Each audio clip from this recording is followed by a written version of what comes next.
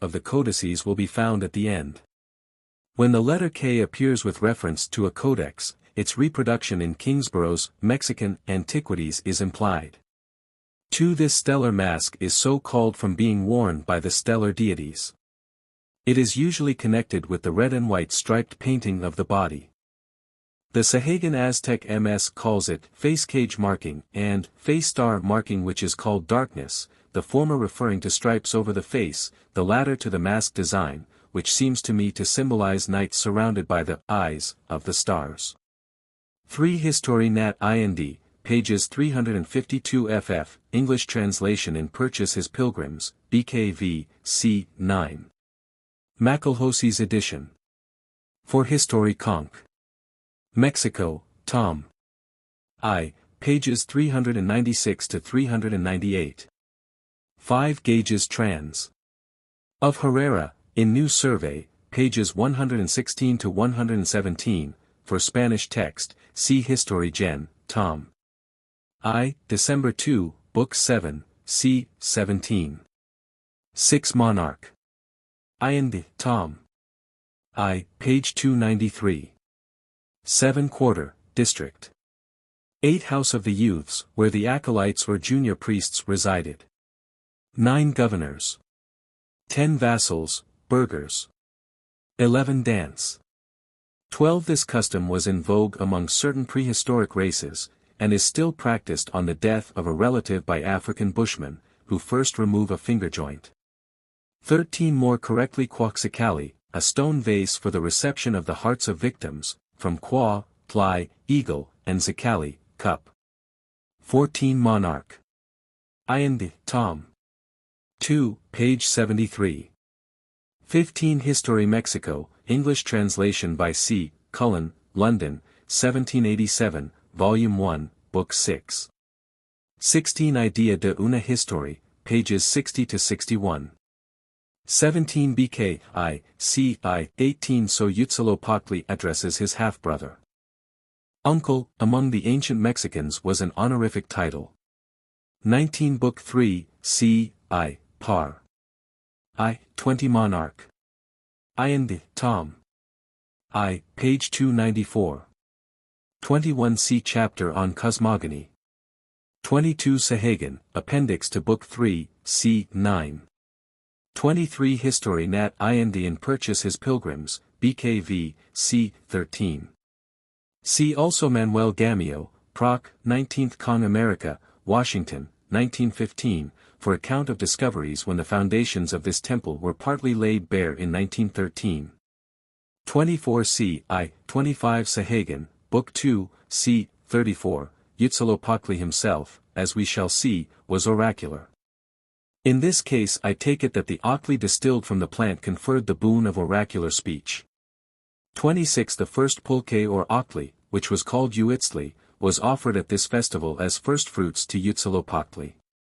The spirit distilled from the pulque is still known as mezcal or mezcal, and is probably identical with the fiery fluid given to the braves in the service of the god before going into battle.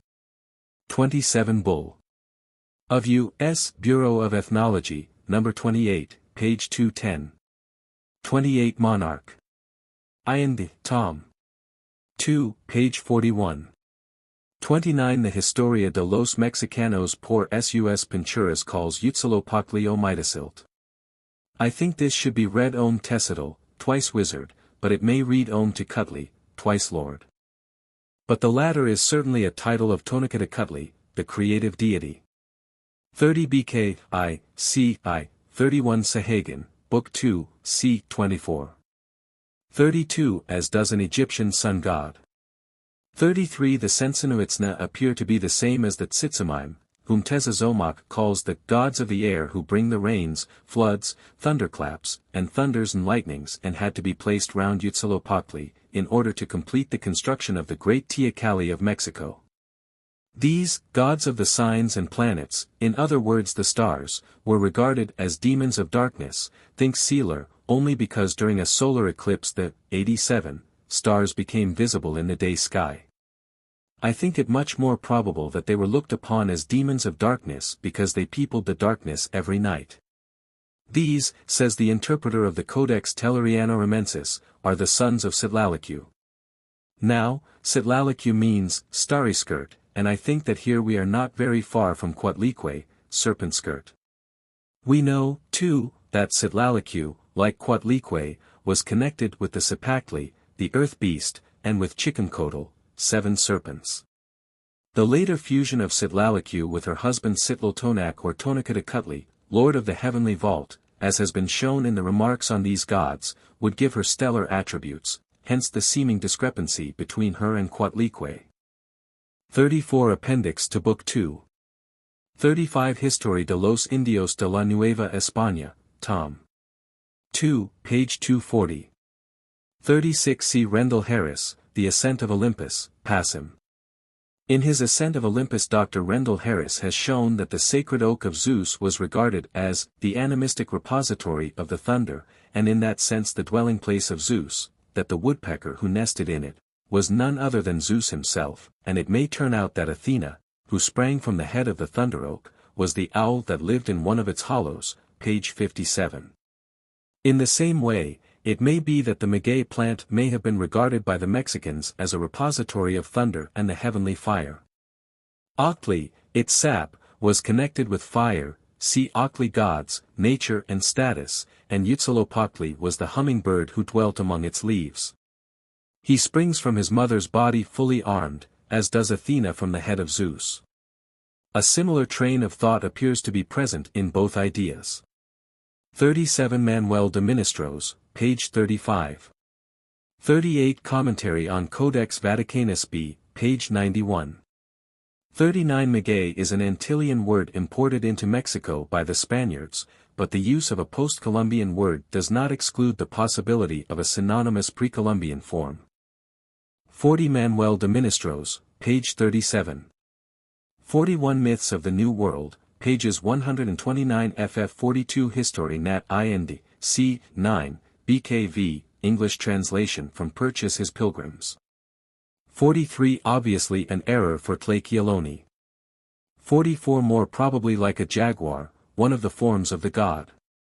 45 See Précis in chapter on cosmogony. 46 The Morologia Juanita of the family Styracines.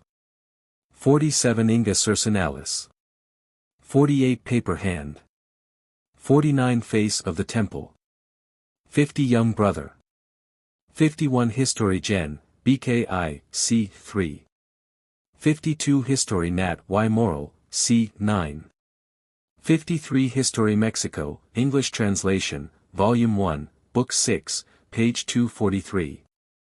54 History Gen, Book 3, c. 6-9. 55 These both mean the same thing, shield of precious stones. 56 Diccionario Universal, Appendix, S. v. 57 C. Ante, Aspect and Insignia. 58 Commentary c. February Mayer, page 34. 59 See the Stone of Tizoc for examples of this practice. 60 This figure conventionally represents the turkey and strikingly exhibits the large red wattles and lobe of that bird. In most of the mizas it wears Tezcatlipoca's smoking mirror at the temple, the warrior's headdress of heron feathers, and in Codex Borbonicus it appears as a naali or disguise of the god, having his crown painted with stars and his anaudal or ring of mussel shell.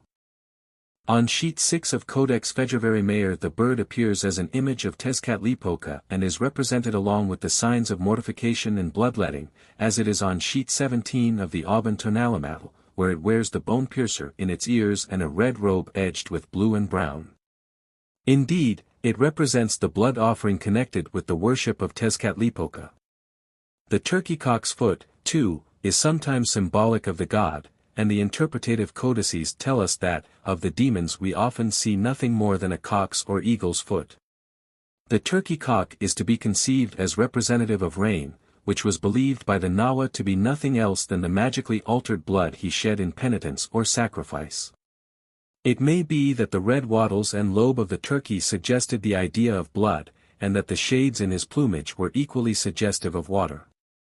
Thus it would come to be regarded as the blood shed by the stone knife of sacrifice. It is also obvious that Tezcatlipoca's patronage of slaves, who were strictly regarded as his property, arose out of the idea that those unfortunates, whenever used for the purposes of sacrificial ritual, constituted the food of the obsidian knife. 61 Book 11, c. 8, Section 5. 62 Bernal Diaz also states that the eyes of Tezcatlipoca's idol were mirrors. See ante, aspect and insignia. 63 In the myth which recounts his discomfiture of the Toltecs, it will be recalled that he rained stones upon them. See also Introduction for identification of obsidian with wind and breath. 64 Gom, Ethnology and Folklore. 65 Myth, Ritual, and Religion, Volume 1, page 266. 66 See Itzlacoliuqui, pages 341 ff. 67 See my article on Cherokee Religion, in Volume 3, Encyclopedia of Religion and Ethics. 68 Brinton, Myths of the New World. 69 Sahagan, Book 12, c. 4. 70 Book 3, c. 2. 71 Book 11, c. 47. 72 BK, v. c. 9. 73 Sealer, The Wall Paintings of Mitla, Bull. 28, Bureau of American Ethnology. 74 The Swift Ones Who Serrate the Teeth. 75 Mount of the Crier. 76 Sahagan's statement that the draft would make Quetzalcoatl remember those evils is obviously a slip which even his copyist Torquemada is capable of avoiding. 77 Book 3, c. 3 and 4. 78 The names throughout the myth merely describe the incident which took place at the locality alluded to. 79 Sahagan, Book 3, c. 12, 13, 14. 80 Monarch. Iand, Tom. 2, pp. 48-52. 81 Monarch. Iand, Tom. I, pages 254-256. 82 History de los Indios. 83 History Eccles. Pages 82, 86, 92-93, 97-98. 84 History Eccles. Page 82. 85 A Lacandone Indian tribe near Palenque. 86 Land of Chivim. 87 The myths relating to him under the name of Tohil appear to me to identify Tohil more with Tezcatlipoca. See Brashuer, Louisville Popple, Passim. 88 The circumstance that the two high priests of Mexico, the pontiffs of the cults of Huitzilopochtli and Tlaloc, had the name Quetzalcoatl prefixed to their official descriptions merely indicates that it had passed into a sacerdotal title. They were in no special sense attached to the worship of the god. 89 He was, of course, all of these, but as regards the two latter, in a subsidiary sense only. 90 Spanish, hurricane, French, ouragan, English, hurricane. 91 Sahagan reverses the process by calling Quetzalcoatl, a man who became a god, BKI, CV, 92 See my article on these books in Volume 3 of Hastings' Encyclopedia of Religion and Ethics. 93 This, too, accounts for his identification with the planet Venus, which also had a calendric connection, and therefore as the herald of the dawn, and the child of the virgin goddess Camalman or Calchihutlicu in her guise as moon goddess. 94 Votan was likewise a builder of subterranean houses and was worshipped in caves. The god of the rain cult is, indeed, regarded as master of the streams which flow under the earth. See Brinton, Nahualism, page 41. Contents, Chapter for the Creative Deities, Contents, Tonacatecutli, Tonacatlihuatl, Tonacatecutli equals, Lord of our subsistence, Area of Worship, Mexico, originally Atlantic coastlands, the Olmeca lands and Tlaxcalan. Anciently Toltec. Minor names, Ometacutli equals, twofold Lord. Tlacanal equals, Lord of Creation. Tlatec equals, Lord of the earthly world. Teotlail equals, Lord of the steppe. Matlawa equals, Lord of the net. Topua equals, Lord of the mountains. Tlok equals, Lord of the close vicinity. Relationship, Father of Quetzalcoatl. Calendar places, Ruler of the first day, Ce Sepactli, of the first week and of the fourth day hour. Compass direction, west. Symbol, the human pair beneath the coverlet. Aspect and insignia Codex Vaticanus A. In the Codex Vaticanus A, Tonicatacutli's body paint is red and pink. His headdress is bound by a fillet richly encrusted with turquoises, having in front the conventional bird's head which is so frequently encountered in representations of the Mexican gods in the codices. He wears the nasal ornament of serpentine shape peculiar to the octli or drink gods, as to some of the deities of fertility, and his fruitful or life-giving nature is symbolized by a footstool composed of maize ears. Codex Borgia. In the Codex Borgia, sheet 61, lower half, the lower portion of his face is painted red, but its upper, 147, part, as well as the rest of his body which is visible, is colored yellow. On the cheek is seen a rectangular surface divided into compartments, each of which is tinted a different color, the distinctive painting of the maize gods, which, it is believed, symbolizes the maize field with its many hues. A gobber tooth hangs from his mouth as a sign of great age, for as creator he was regarded as one of the most venerable among the gods. Around his forehead is a headband enriched with precious stones, which recalls that frequently worn by the sun god. His necklet consists of a casket of jewels, with lid and feet, on which is represented the symbol of the Chalchihuitl jewel. One on sheet 60 Tonicatacutl, the female form of this deity, is depicted in the act of handing Tonicatacutli a flower, symbolic of life or blood. Above this figure is the picture of a red snake, also symbolizing blood. The god wears a jaguar skin and the goddess an eagle's, thus illustrating their patronage of the military orders who wore those dresses. For similar readings, see Codex Laude, 34-5k. In sheet 57, lower right-hand corner, he is represented as wearing a beard of black eagle feathers. Codex Vaticanus B. In Codex Vaticanus B, sheet 87, Tonicatacutli is represented with Quetzalcoatl's head and neck ornaments, combined with the jeweled fillet in bird's head on forehead. He wears a long beard reaching to the feet. Contents, Tonicatacutl equals, Lady of our subsistence, minor names, Omishuatl equals, twofold lady. Sitlalinacute equals, starry skirt. Calendar place, same as that of Tonicatacutli. Compass direction, same as that of Tonicatacutli. Symbol, same as that of Tonicatacutli. Aspect and insignia general. In Codex February Mayer, sheet 10, the drawn-in angle of the mouth and the female figure point to the inference that here is depicted Tonicatacutl, who is identified, 148, by the interpreters with Xochiquetzal. In Codex Tellurianorumensis and Codex Vaticanus A we find her standing in front of the male creative god Tonicatacutli. In the latter MS the first interpreter calls her Tonigasigua, and the third Xochiquetzal, Oxomoco, and Chicomacohuatl. The picture shown under the 19th week of Codex Tellurianorumensis pictures her with precisely the same dress and emblems as Xochiquetzal, q. v. Myths. These deities were identified by the Mexicans with the creator, the Tloc Nahuac, of whom almost every one of the post-conquest Spanish writers speaks. Indeed the Codex Tellurianorumensis expressly identifies them with the creative force. The passage runs, all those epithets, God, Lord, Creator, they bestowed on their god Tonicatacutli, who, according to their account, was the god who created the world, and they painted him alone with a crown as Lord of all. They never offered sacrifices to this god, for they said that he did not regard them.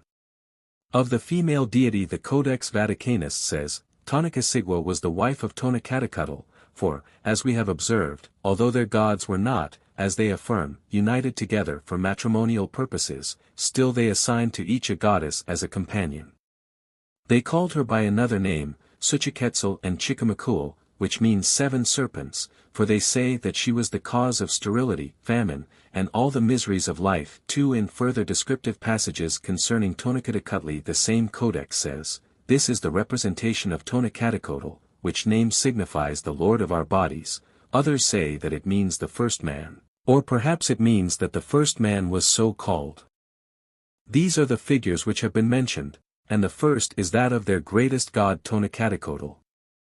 It represented the first god under whom they affirm was the dominion of the world, who, when it appeared good to him, breathed and divided the waters of 149, the heavens and the earth, which at first were all confused together, and disposed of them as they now are, and accordingly they called him Lord of our bodies, and also of abundance, who bestowed everything upon them, and on this account they paint him alone with a crown.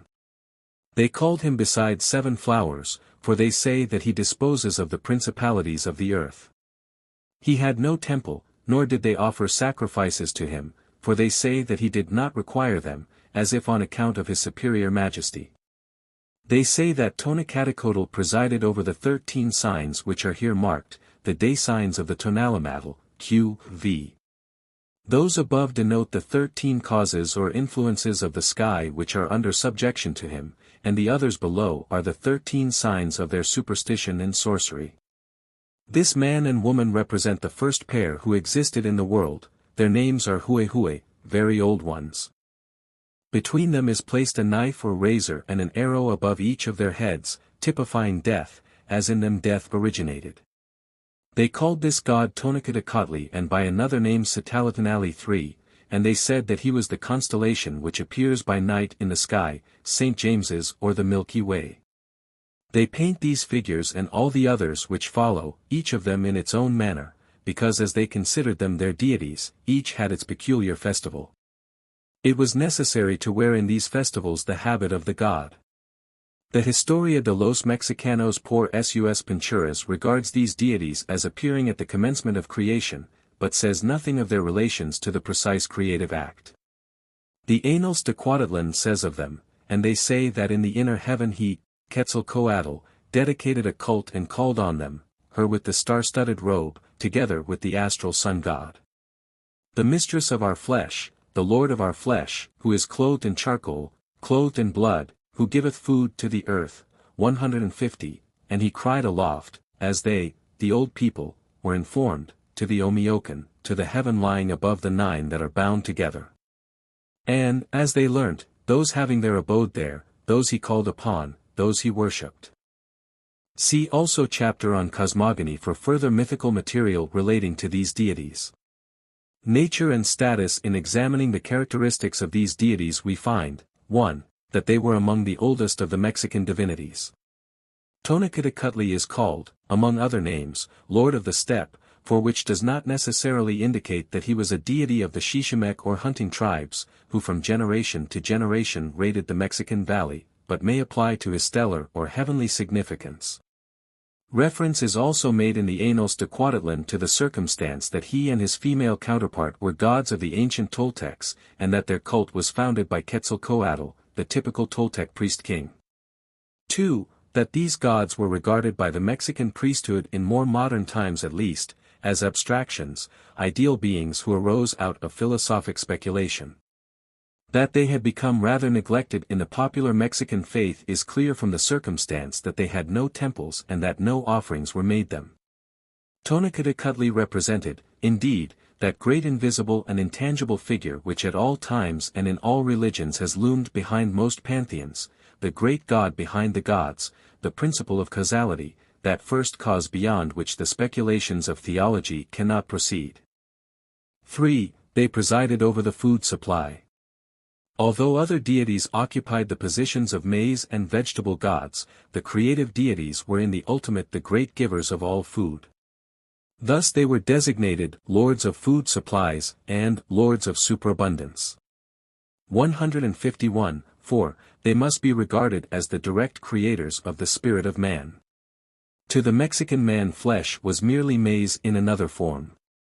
But apart from this conception the pair typified the first human couple, and as such they are represented in all the mizas lying side by side and cross-legged under a blanket, in the attitude of procreation. They are, indeed, the great initiators of life, and must be comprehended as sending the human soul to occupy the body made by human procreation, giving warmth and breath to the infant before birth. 5. They commenced the series of 20-day signs, and this alone symbolizes their creative and original nature. 6. They represent the sign Cipactli, the animal from which the earth was made. 7. They are gods of the Omiocan, the highest or 13th heaven, which fact further illustrates their supreme character. Conclusions from these facts: we may be justified in concluding, 1. That in the most early times Tonacatacutli and his consort typified the Father Sky and Mother Earth respectively, but that this aspect of them had been forgotten and they came to have a purely abstract creative significance for both priests and people. That Tonacatlihuatl originally represented the earth there is no doubt, and her identification with Xochiquetzal and Chiquimcotl alone would show this to be so. Again, the association with the sign Cipactli proves the connection of one of the divine pair with the earth, and from what has been said regarding this sign in the introduction, and by the constant association of goddesses in the Mexican mind with the terrestrial sphere, it is plain that Tonacatacutli, her male counterpart, is not likely to have represented it in early times. The suggestion that he symbolizes the sky is perhaps assisted by the nature of his abode, the uppermost heaven, and from his close identification with Citlalotonac, 152, the god of the night heaven, who was supposed to represent the Milky Way. 2. That in later times the early concepts of these divinities became fused almost into one, and that in some measure they had come to be regarded as androgynous. This view may be traversed by the circumstance that they are frequently represented separately, but on the other hand their names appear as one in the form Tonacatacutli Tonacatlihuatl in many passages. The same may be posited of their counterparts in the Quiche Popolvuh, Spiacock and Xmucane. 6. Tonacatacutli and his spouse are to be regarded as the parents of Quetzalcoatl, but this is probably a theogonic myth of late origin, brought about by the constant association of Quetzalcoatl with the creative gods as deities of the ancient Toltecs, and the frequent references to him as the founder of their cult. Ixtlilxochtli states in his fourth relation that Tonacatacutli and his wife were the chief gods of the Toltecs, who represented them as the sun and the moon, and he goes on to say that at certain seasons of the year criminals were sacrificed to them by a method called telemonomiquian, which is to say grinding between the stones. 2 great stones, he says, were balanced opposite each other, and the victim was crushed between them as they fell, the slain man thus representing the corn spirit, or, indeed, the corn itself in the process of being ground. 153, 1 a generic name for green precious or semi-precious stones, turquoise, jadeite, nephrite, emerald, etc. 2 in Kingsborough, Antiquities of Mexico, Volume 6.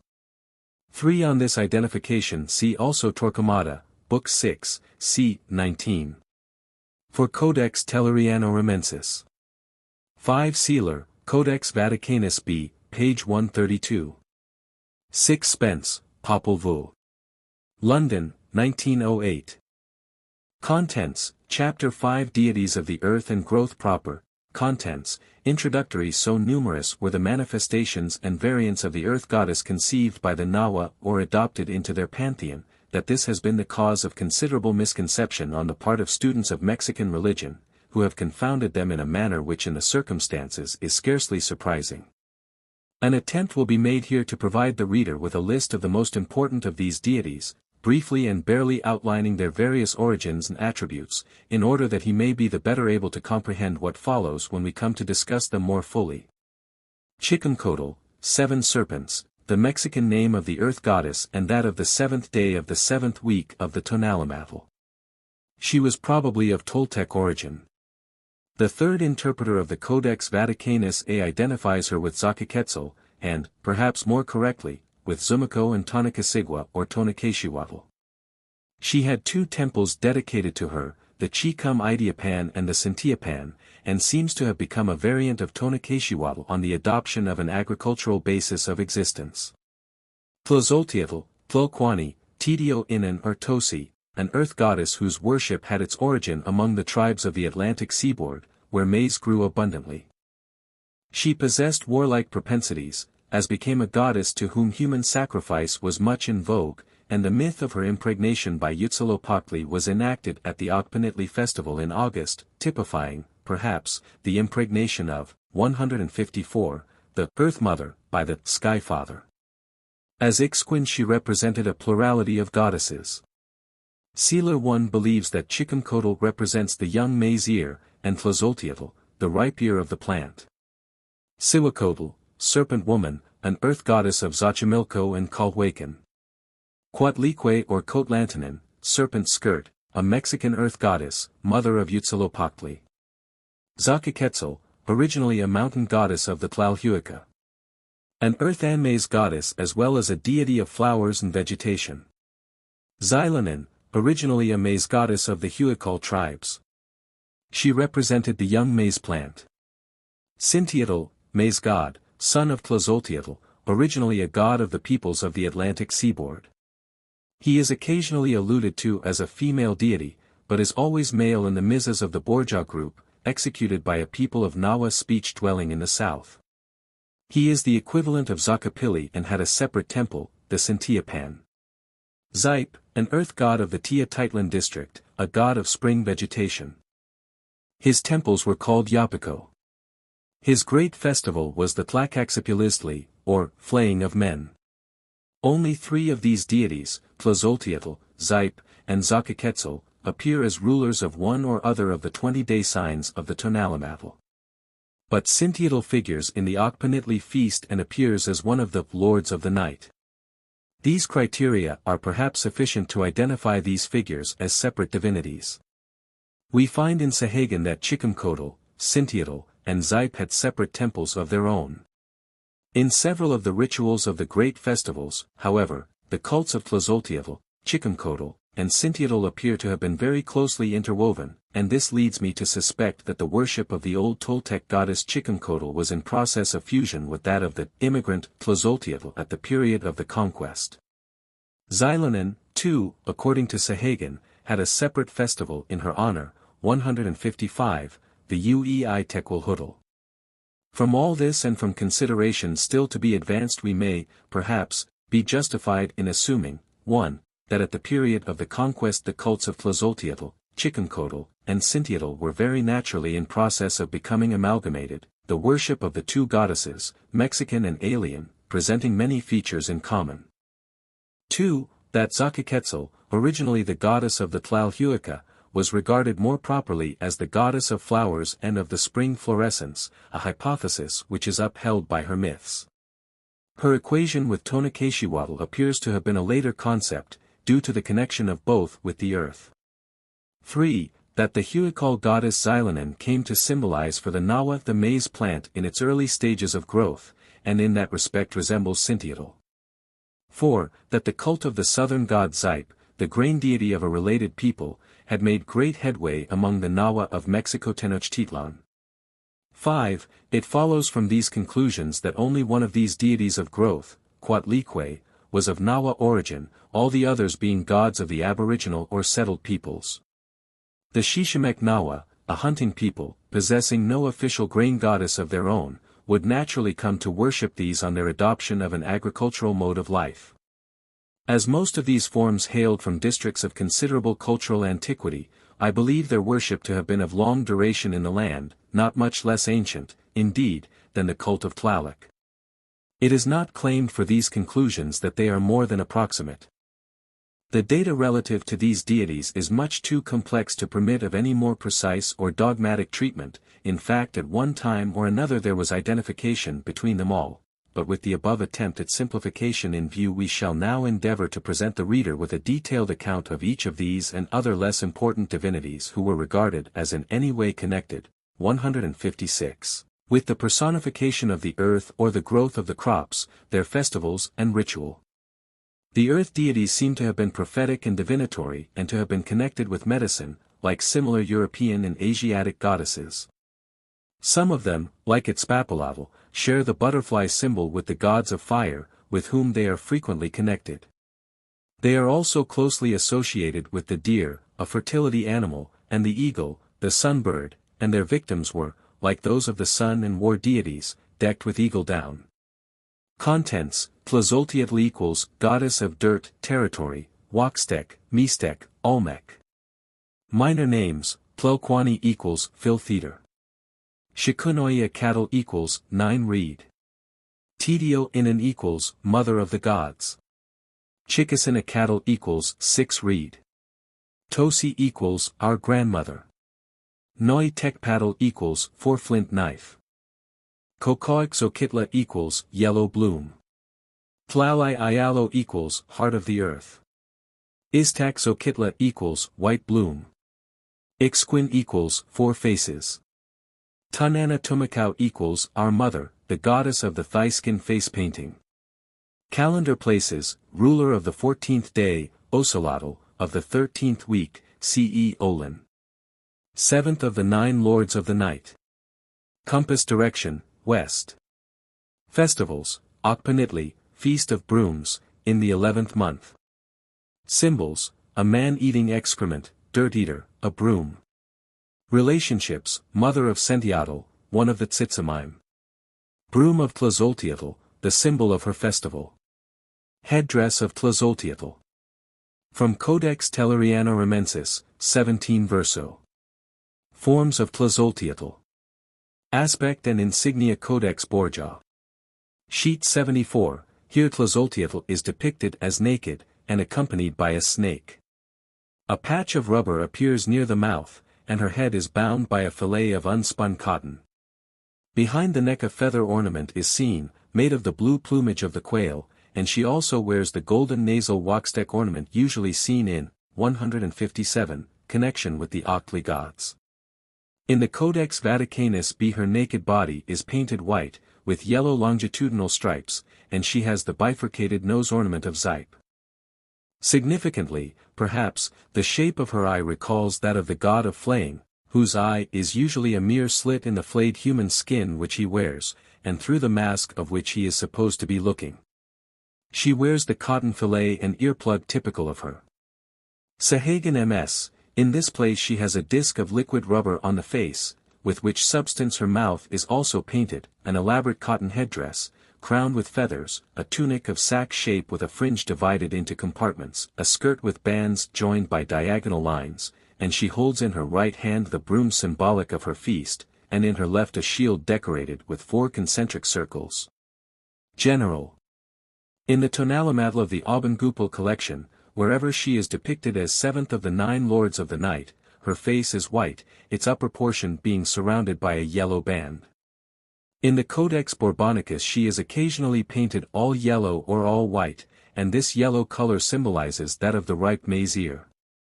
In the song about her given by Sahagan, we observe that she is alluded to as the yellow blossom and the white blossom, otherwise the yellow or white maize, the maize at different stages of its growth. From Codex Borgia, sheet 55. As Tidio Inan. From Sahagan MS. Forms of Tlazolteotl. Another of her distinguishing characteristics, as has been remarked, is the black coloring in the region of the mouth, which frequently extends to and includes the tip of the nose and chin and, as Sahagan states, this was effected with liquid rubber, as in the case of the fire god. The small patch or circle on her cheek is also commented upon by Sahagan, who says, a hole has she placed on her cheek, the hole being probably a disc of rubber with a perforated center. As an alternative to this we find in Codex Borgia 2 broad horizontal lines and in Codex Bourbonicus several short, vertical black lines below the eye, and it would seem that the concentric circle on the shield of the goddess in the Sahagan MS has the same meaning, that is, it is probably, 158, a symbol of sex. 2 In some representations her skirt is covered with crescent-shaped objects perhaps typical of her symbol, excrement. When Tlazolteotl appears as ruler of the 13th week she often lacks the ripe maize color with which she is represented elsewhere. Thus in Telluriano-Ramensis she is painted about the mouth with liquid rubber, and in Bourbonicus her face paint is in 2 colors. A black stroke is seen descending from brow to nose, but she has the yellow skin color. In both cases she is, like Zype, clothed in the skin of a victim.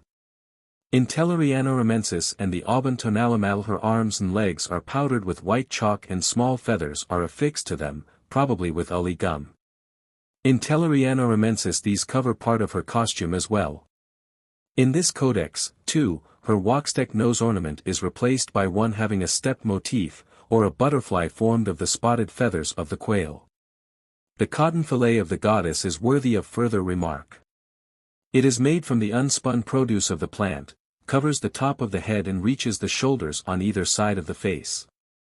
Spindles are stuck into the mass, which is marked upon its surface with acute-angled figures or groups of parallel lines on a white ground, which may be regarded as hieroglyphic of raw cotton. In certain of the Mizas, for example in the Aubentonalamatl and in Tellerianoramensis, Tlazolteotl wears a feather coronal, which in other codices takes the shape of a fan or napering like that frequently worn by Quetzalcoatl. Occasionally, too, it rises from a rubber ball which rests upon the head. In Codex Borgia, sheet 68, the feathers are dark in color, but are brightened by the red plumes which spring from them in turn. Elsewhere we find white, brown, or yellow feathers, the latter prepared artificially from palm leaves, which, like the fan-shaped ornament itself, are waxdeck in character.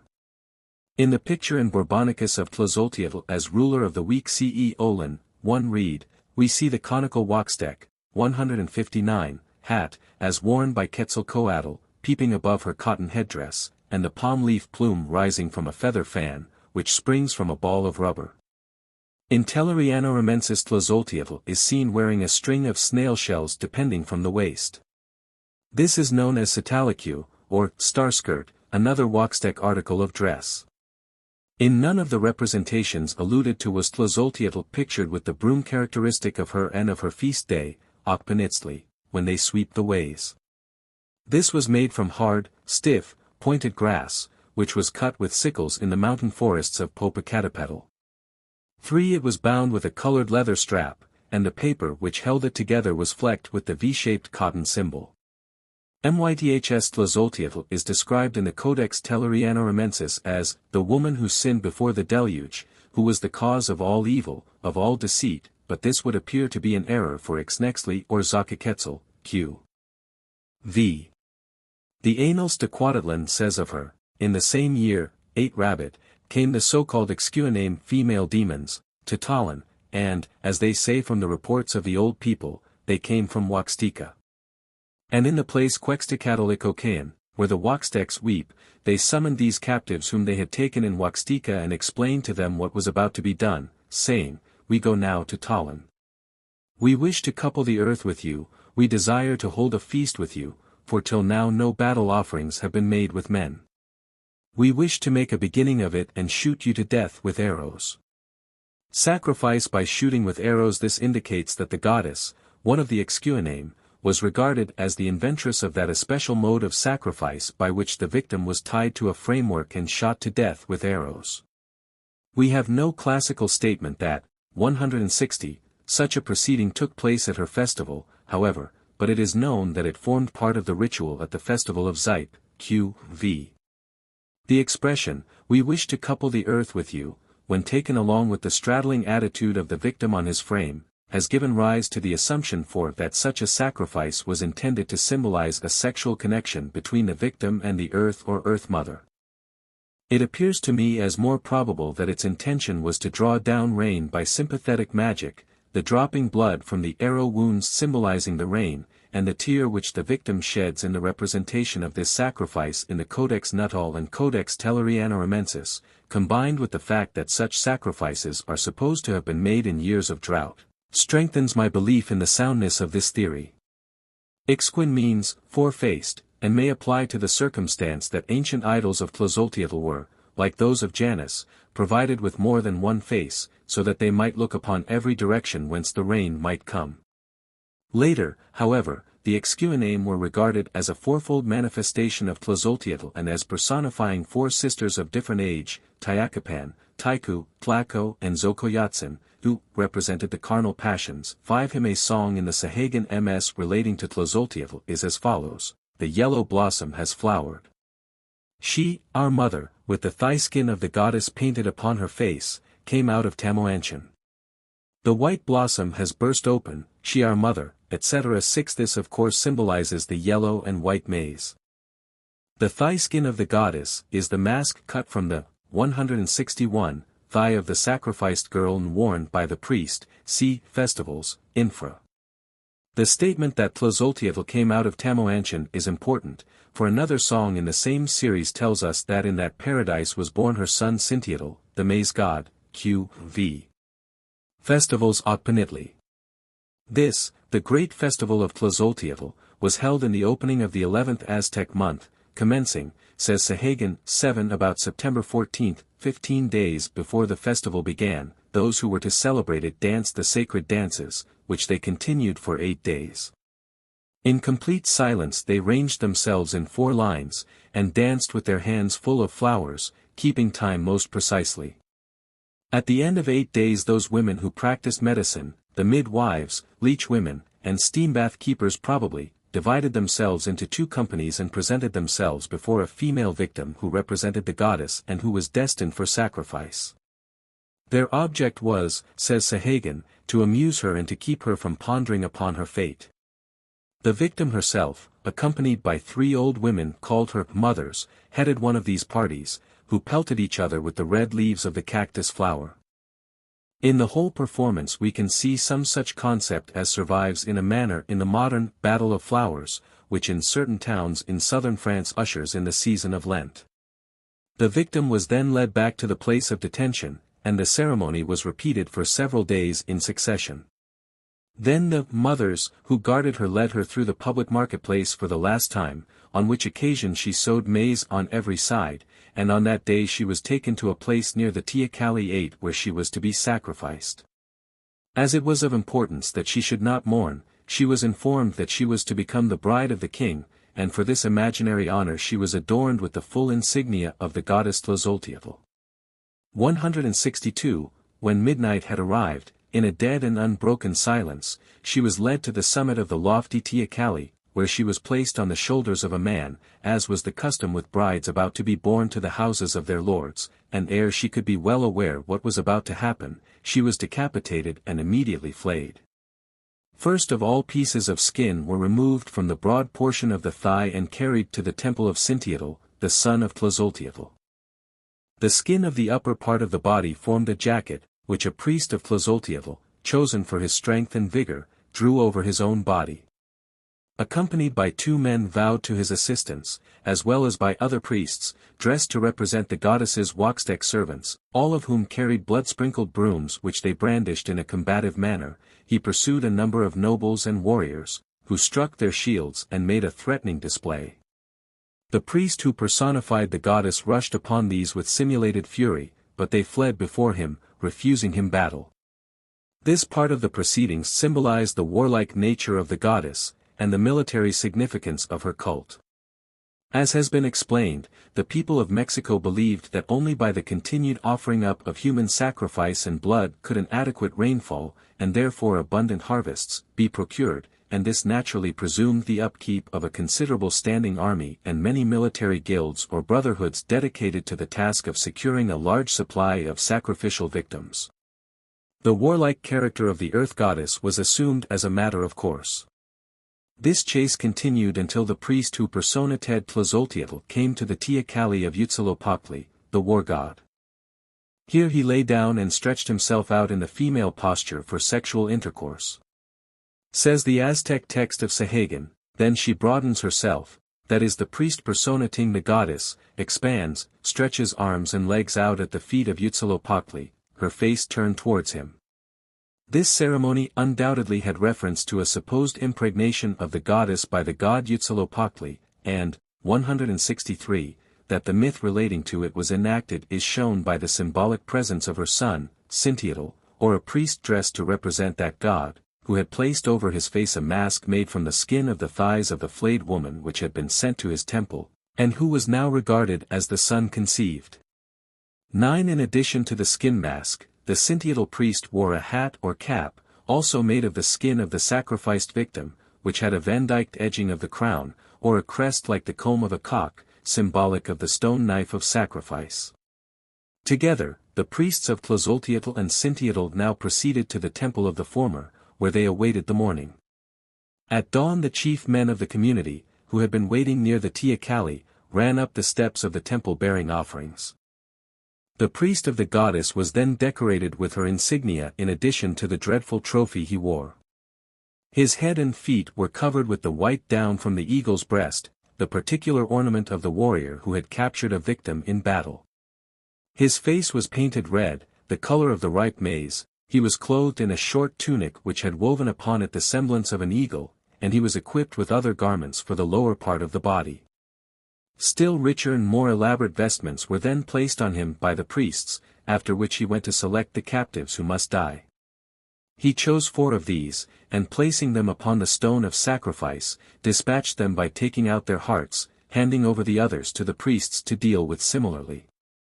This done, he accompanied the Scintiatal priest to his temple, the Waxtec servants marching before them, wearing what would seem to be huge artificial phalluses and tassels of untwisted cotton, to symbolize the virile strength and richness of the earth. 10 They were also accompanied by the medical women. 164, coming to the temple of Scintiatal, the priest of Tlazolteotl placed 1 foot upon the drum there, and awaited the priest of Scintiatal, who later set out alone in a hasty manner, and accompanied by a large body of warriors, to a point on the frontiers of Mexico where a small hut stood, and at this place he left the mask and cap which he had worn, made from the thighs of the sacrificed woman. Not infrequently the party were attacked or ambushed and fighting ensued. I can form no opinion regarding the significance of this procedure. Was the skin left on the frontier as a gauge of war, as would appear to be its most obvious interpretation, or did it possess a deeper and more symbolical meaning? If it did, I am at a loss to supply the elucidation. I feel that this is one of those acts so often encountered in primitive religion, when the temptation is to look for a profound meaning where, perhaps, none exists. The priest of Tlazolteotl, on the departure of his colleague, proceeded to the temple called a tempan, or place of death, a favorite muster place for children and leprous persons about to be sacrificed, which was situated in the precincts of the great temple of Mexico. Here the king took his seat on a throne, his footstool being a nest made of eagle's skin and feathers, whilst an ocelot skin was cast over the back of the seat, these articles symbolizing the knighthoods of the eagle and ocelot respectively.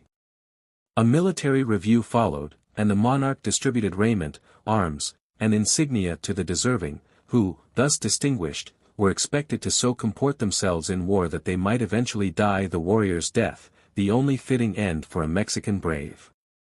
The recipients then repaired to the temple of Tlazolteotl, where dancing was engaged in.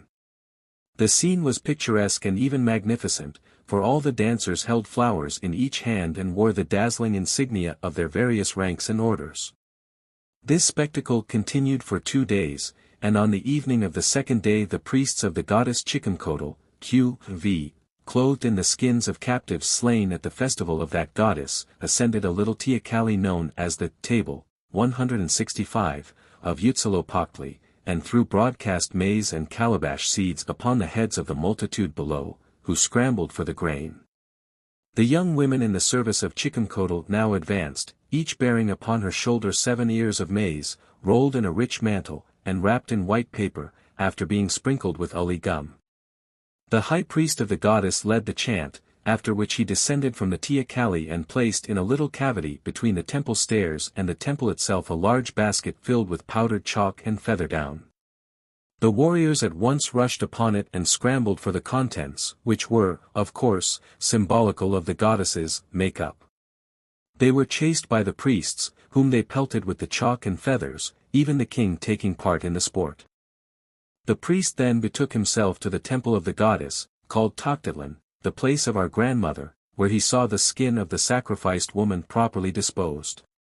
Thus ended the ceremonies of the Okpanitli, one of the most picturesque and involved, yet gruesome, of the festivals of ancient Mexico. Ritual Tlazolteotl, as we shall find when we attempt our elucidation of her characteristics, was regarded as the goddess of sexual indulgence, a not inappropriate role for the wild, wanton, and riotous goddess of earth, so prodigal in her bringing forth and, naturally in the eyes of a primitive people, so bountiful in her favors, for to the barbarian mind productiveness is the outcome of lustfulness. By an easy transition, then, she became the goddess of sexual immorality, the patron of prostitutes, and the archetype of female wantonness. But, rather strangely, although she presided over salacious vice, she alone could pardon it, and once in a lifetime the Mexican adulterer or libertine might approach her to obtain by a full confession remission of his sins. This he generally did late in life, for absolution could not be obtained on a subsequent occasion. The ritual associated with his cleansing was a prolonged and involved one, and is, 166, described by Sahagan in the 12th chapter of his first book. There is no reason to believe that the account of the ritual as furnished by Sahagan is otherwise than genuine, and he remarks upon the facility with which the native Mexicans embraced the Catholic confession as a proof that the rite was not unknown to them. Temple We know from the descriptions of the Ocpanitli festivals in the Sahagan Aztec MS, and the illustrations accompanying them, that the temple of Tlazolteotl, the Toctitlan, was a scaffolding of poles on which was set a representation of the goddess. Peristhood that Tlazolteotl possessed a priesthood of her own is obvious from the repeated mention of the adolescent youths known as Quecuestica, her Huaxtecs, who figured in the festival of Ocpanitli. But that these were only priests ad hoc, or employed temporarily for that celebration, is likely, as Sahagan states, appendix to Book 2, that the Atempantiohuatzin, or the chief of rites connected with the Atempan, had the task of assembling them, as well as charge of the insignia used at the festival. Tlazolteotl's priests, according to Sahagan, BKI, c. 12, were the augurs who possessed the books with the prognostications and the destinies of the newborn and the spells and the omens and the traditions of the ancients, as they were handed down and came unto them. Nature and status Tlazolteotl has been completely identified with the Titio Inan or Tosi of Sahagan and other writers, but though she ranked as the Earth Mother of Mexico par excellence, there is no room for doubt that her worship was originally alien, and assuredly of Huaxtec origin. The Huaxtecs were a people of Maya origin or affinities, isolated from the main, 167, body of that race, dwelling on the east coast of Mexico, and retaining many of their peculiar customs, and it is noteworthy that a Huaxtecan goddess should be alluded to in Mexican tradition as coming to Tollan, the city of the Toltecs, the people whom so many writers have tried to identify with the Maya. As has been observed, she was accompanied at the Ocpanitli festival by a band of youths dressed to represent Huaxtecs, who in the Codex Borbonicus picture of the festival are shown as wearing the cone-shaped Huaxtec cap. She herself wears the Huaxtec nose ornament in common with the Octli gods. She is repeatedly stated to have had her home in Quextlan, the Huaxtec country, and there are good grounds for supposing that its inhabitants, of whose religion we know little, had brought the cult of the Earth Mother to such a pitch of complex perfection as rendered its absorption of the allied Mexican cults merely a matter of time and occasion. That she was originally a personification of the maize is also clear. In her songs she is alluded to as the yellow bloom and the white bloom, and the references to her dwelling in Tamoanchan, the western paradise where the maize was supposed to have had its mythical origin, and where she gave birth to Cinteotl, the young maize god, proves her association with this food plant. But she was also the earth, the insatiable, lustful mother, who gives birth to Cinteotl the young maize god, who is also the obsidian knife of sacrifice, for the earth is the mother of stone. As sin, she was also the mother of death, for Cinteotl in this guise was undoubtedly a god of fatality or doom. Like many other deities of the earth she may have had an almost Platonic significance, for she is called Tlalaiayalo, heart of the earth. But I think that Seeler, Federveri Mayer, page 145, has mistaken the true significance of this expression in applying to it the meaning, interior of the earth. The word heart in the Nahua tongue does not necessarily mean interior. True, Tepialotl, the earthquake god, possessed a similar designation, but on the other hand the Quixpopolvu alludes to the god Huracan as, 168, the heart of heaven, and I take the expression to mean in general, soul, spirit, rather than interior. But, again, deities of grain have very frequently a subterranean association, and, according to Duran's description of the feast of the goddess, we find that she was supposed to make her coming known by an earthquake shock, and she is ruler of the 13th week, CE Olin, which some authorities translate as earthquake or earth motion. All this notwithstanding, in later times it was as the goddess of sensuality and lustfulness that Tlazolteotl made her strongest appeal to the Mexican imagination. We have already seen how this transition took place and how this attribute had its inception. In many climes the figure of the fruitful and abundant earth goddess has its bestial, revolting, and highly salacious side, and the Mexican earth deity was no exception to the almost general rule. In several pictures her symbol is shown as a man devouring excrement, sin. She was the patroness of prostitutes, and by a transition, the ethical character of which seems to me obscure, she finally became the great pardoner of sexual misdeeds.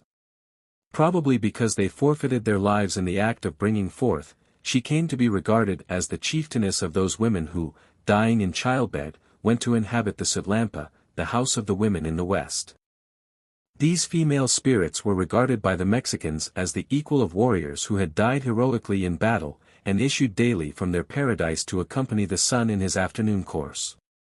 It is typical of these suatidio, or deified women, that in their jealousy of living people and their offspring, they exerted a noxious influence upon mortals, especially upon children, at certain seasons, and as the interpreter of Codex Tellurianorumensis states, they are identified with European witches, flying through the air and meeting at crossroads.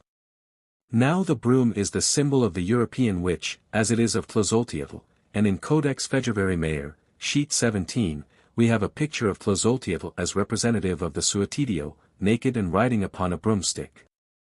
In Codex Borgia, sheet 12, and Codex Vaticanus B, sheet 30, 169, beside her is figured a house with an owl standing at the door, while in front hangs a string of dried medicinal herbs, the whole representing the dwelling of a sorceress or medicine witch, for Tlazolteotl was also patroness of the medical women, who danced at her festival, and Sahagan, BKI, c. 8, expressly states that she was venerated by the physicians, that is, the medicine men and wizards. Probably by reason of her fecundity Tlazolteotl was also regarded as a divinity who presided over human birth. She is frequently portrayed as the great parturient and represents the womb 11, Vaticanus B, sheet 51. But she does not breathe the spirit into the newly born child or transport it from the upper regions as does Quetzalcoatl, her office being the lower one of presiding over the childbed, a task which she shares with other Mexican deities of vegetation and production. Like other goddesses who preside over birth, she may also have a lunar connection. It is probable that the Waxtec nose ornament which she wears in common with the Octli gods is a lunar symbol. 12 In Codex Borgia, sheet 55, she is represented as standing opposite the moon, but this may only indicate her connection with night and witchcraft. I am of opinion, however, that Seeler's assumption that she is a moon goddess is not altogether capable of proof. On the other hand, goddesses of vegetation and childbirth are frequently associated with the moon, and his theory may be perfectly sound. We must remember, however, that in his more recent works, just as the solar school of mythologists was accused of seeing sun gods everywhere, Seeler has undoubtedly applied a lunar significance to several deities whose characteristics he formerly elucidated in totally different fashion. The warlike nature of Tlazolteotl has already been dwelt upon and its reason demonstrated in the section dealing with the Ocpanitli festival. 170, Contents, Chicamcotl equals 7 Snake Area of Worship, Mexico. Minor name, Chicamalotl equals 7 Mazirs. Relationship, Sister of Tlaloc. Symbol, the double Mazir, Camadal. Festivals, Uei Tozatli, the 4th month, Ocpanitli, the 11th month. Calendar place, 7th day of the 7th week, the day Chicamcotl. Sahagan states that all days containing a 7 in their name were regarded as auspicious on her account. Chicamcotl. From the Sahagan MS. Figure of Chicamcotl. Ude Collection, Berlin. Chicamcotl. From the Sahagan MS, Lorenziana. Forms of Chicamcotl. Aspect and insignia Aubengupil Tonalimatl. Sheet 7, the goddess is depicted as having a red body in facial painting, and wears variegated raiment in which red is the preponderating color. On her head is a large square headdress, also red in color and decorated with rosettes at the 4 corners, such a headdress, indeed, as Tlazolteotl wears at the Ocpanitli festival. She holds in her hand the double mazir, which may be regarded as her peculiar and distinctive emblem. Codex Borbonicus. In this codex she is seen wearing red paint and the red garment, holding the double mazir, and carrying other mazirs in a receptacle on her back. Seeler thinks that her red color is that of the granular bunch of the young mazir which she represents, and that Tlazolteotl or Tedioinon, who is painted yellow and white, represents the ripe mazir. Sahagan MS, the Sahagan MS states that Chikumkotl's face is colored red and that she wears a paper crown on her head and a collar of green precious stones round her neck. She has an overdress and skirt of spring flowers and wears bells and shells on her feet. Her shield has the emblem of the summer flower painted upon its surface, and she carries the double mazier in her hand. Myths The hymn to Chikumkotl as given in the Sahagan MS is as follows, 171, Goddess of the 7 years, arise, awake. For, our mother, thou leavest us. Thou returnest to Tlalocan. Arise, awake. Mother, thou leavest us now, thou goest to thy home in Tlalocan. Which may, perhaps, be interpreted thus. The expression, 7 ears, is an allusion to the 7 ears of maize, sprinkled with rubber oil and wrapped in paper and cloth, which each maiden in a procession of virgins carried to the temple of the goddess, the Sintiapan, at the festival of Uei Tozatli, April 27. The maize is now full grown and the goddess's labors are over for the time being, so that she is enabled to return to Tlalocan, the paradise of her brother Tlaloc. Sintiatl, son of Chikumkotl. Codex Bologna, sheet 13. Festivals The Uei Tozatli. The first festival attributed to Chikumkotl in the calendar was the Uei Tozatli, or the Great Watch, so called because of the watch or wake kept in the houses of the people, accompanied by a general fast. The best accounts of it are those of Sahagan 13 and Torquemada. 14 In this rite the goddess was associated with Sintiatl. After a 4 days fast, certain rushes were stained with sacrificial blood and placed upon the images of the gods in both house and temple. Branches of laurel and beds or mattresses of hay were placed before the altars, and maize porridge was distributed to the young men. The people walked in the fields cutting stalks of the young maize, which they bedecked with flowers, placing them before the altars of the gods in the kalpuli, or common house of the village, along with food offerings of every kind, baskets of tortillas, or pancakes of chian flour and toasted maize mixed with beans, each surmounted by a cooked frog. On the back of the frog offered up with the tortillas they placed a joint cut from a maize stalk filled with small pieces of every kind of the food offered up. Thus laden, the frog symbolized the earth, bearing her fruits on her back. All this victual was carried in the afternoon, 172, to the temple of Chikumkotl, and eaten in a general scramble. The ears of maize preserved for seed were carried in procession by virgins to the temple of the goddess, each maiden bearing 7 ears of maize, sprinkled with uli gum and wrapped in paper and cloth. The legs and arms of these girls were ornamented with red feathers and their faces were smeared with pitch and sprinkled with marcasite. To these the crowd were forbidden to speak, but much persiflage was, nevertheless, engaged in. The people then returned to their houses, and the sanctified maize was placed in every granary and corn crib, was known as the heart thereof, and remained there until taken out to be used as seed. It does not appear that human sacrifice accompanied this festival, which seems to have represented ancient rustic rites, the ritual of the family and the village, handed down from very early times. Okpanitli, sweeping of temples. In this festival, held about the beginning of September, the goddess played an important although by no means the principal part, and as it is fully described in the pages dealing with Tlazolteotl, it will suffice here to mention that the rites accorded to Chikumkotl on this occasion appear to have been almost the same as those rendered at her first festival. The nature of her connection with the other deities of maize is indicated in the introduction to the section dealing with the earth and grain gods, and her participation in the rites of the Okpanitli perhaps exhibits the zealous activity of an ancient cult in rivalry with a later and more popular one. It would certainly seem as if Chikumkotl had been recognized in the Okpanitli rites as an afterthought and for the purpose of placating her priesthood, as much as for the honor of the goddess herself, or that it was a protest on the part of the ministers of her cult, who did not desire to see their divinity ignored at a season at which she had probably been worshipped from time immemorial. Presthood that Chikumkotl had a priesthood specially consecrated to her is manifest from the accounts of her festivals, and this, 173, must have been in most respects similar in organization and character to those of Sintiatl, the Sintiatsan, Tlazolteotl, and Zype. That she had also a corps of priestesses or holy women attached to her worship is equally clear from the same source. But we learn nothing of their precise status or polity from any of the old authorities. Temples Chiconcotl appears to have had two temples, both situated within the precincts of the Great Temple at Mexico. The first was the Chiconcotl Idiopan, Temple of Chiconcotl, and the other the Cintiapan, Maize Temple, which, however, must not be confounded with that sacred to Cintiatl.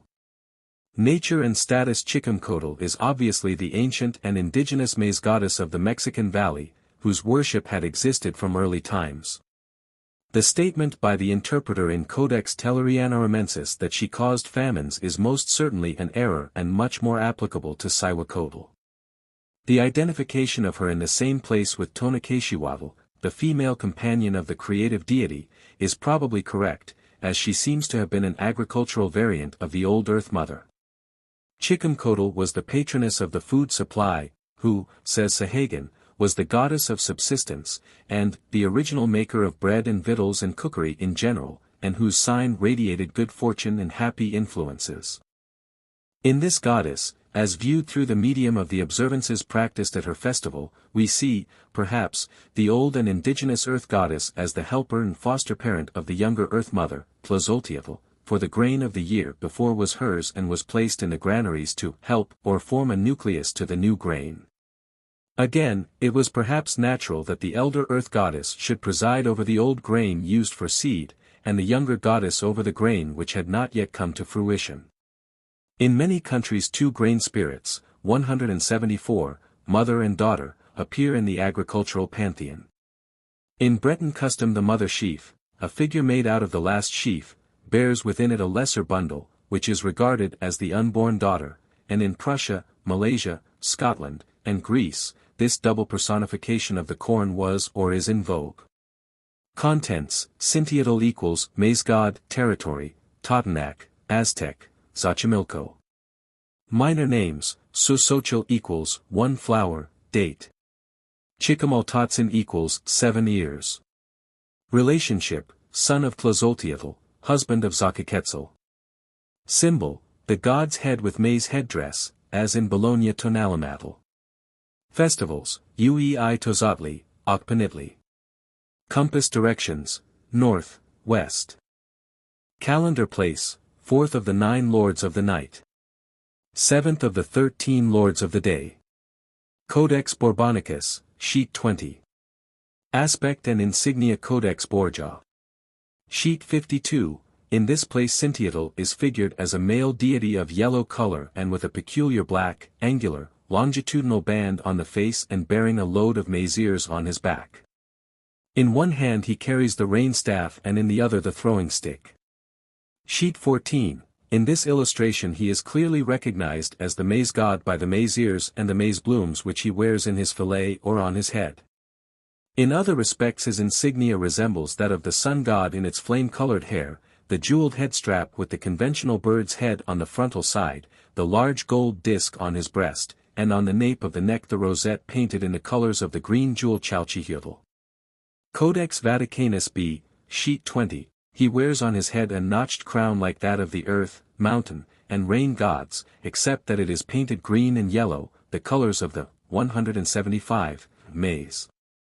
It is fastened with a tie at the occiput, which adornment is painted in like colors and resembles the knot worn by these deities. As with the rain god, it shows the long, dark hair hanging down below it. On his breast he wears, attached to a chain of jeweled beads, an ornament which is painted in the colors of the Chalchihuatl and from which hang jeweled thongs. The loincloth is in the colors of the maize, showing alternate yellow and green crossbands. Auban Tonalamatl. Sheet 8, here he is represented opposite Mayaul. On his back he wears a plumed staff with a heart. In his hand he holds the Quetzal feather flag. Myths Cintiatl was regarded by the Mexicans as having been born of the goddess Tlazolteotl in the sacred western region of Tamoanchan, the house of birth, which they looked upon as the original home of the maize plant. A song sung at the Atamalquiliztli festival is as follows: Born is the maize god in the house of descent, in the place where the flowers are, the god one flower. The maize god is born in the place of water and of mist, where the children of men are made. In the jewel Michoacan. He is also associated with the flower gods in certain strophes of the song to these divinities. On the ball ground the Quetzalcoatzli sings, the maize god answers him.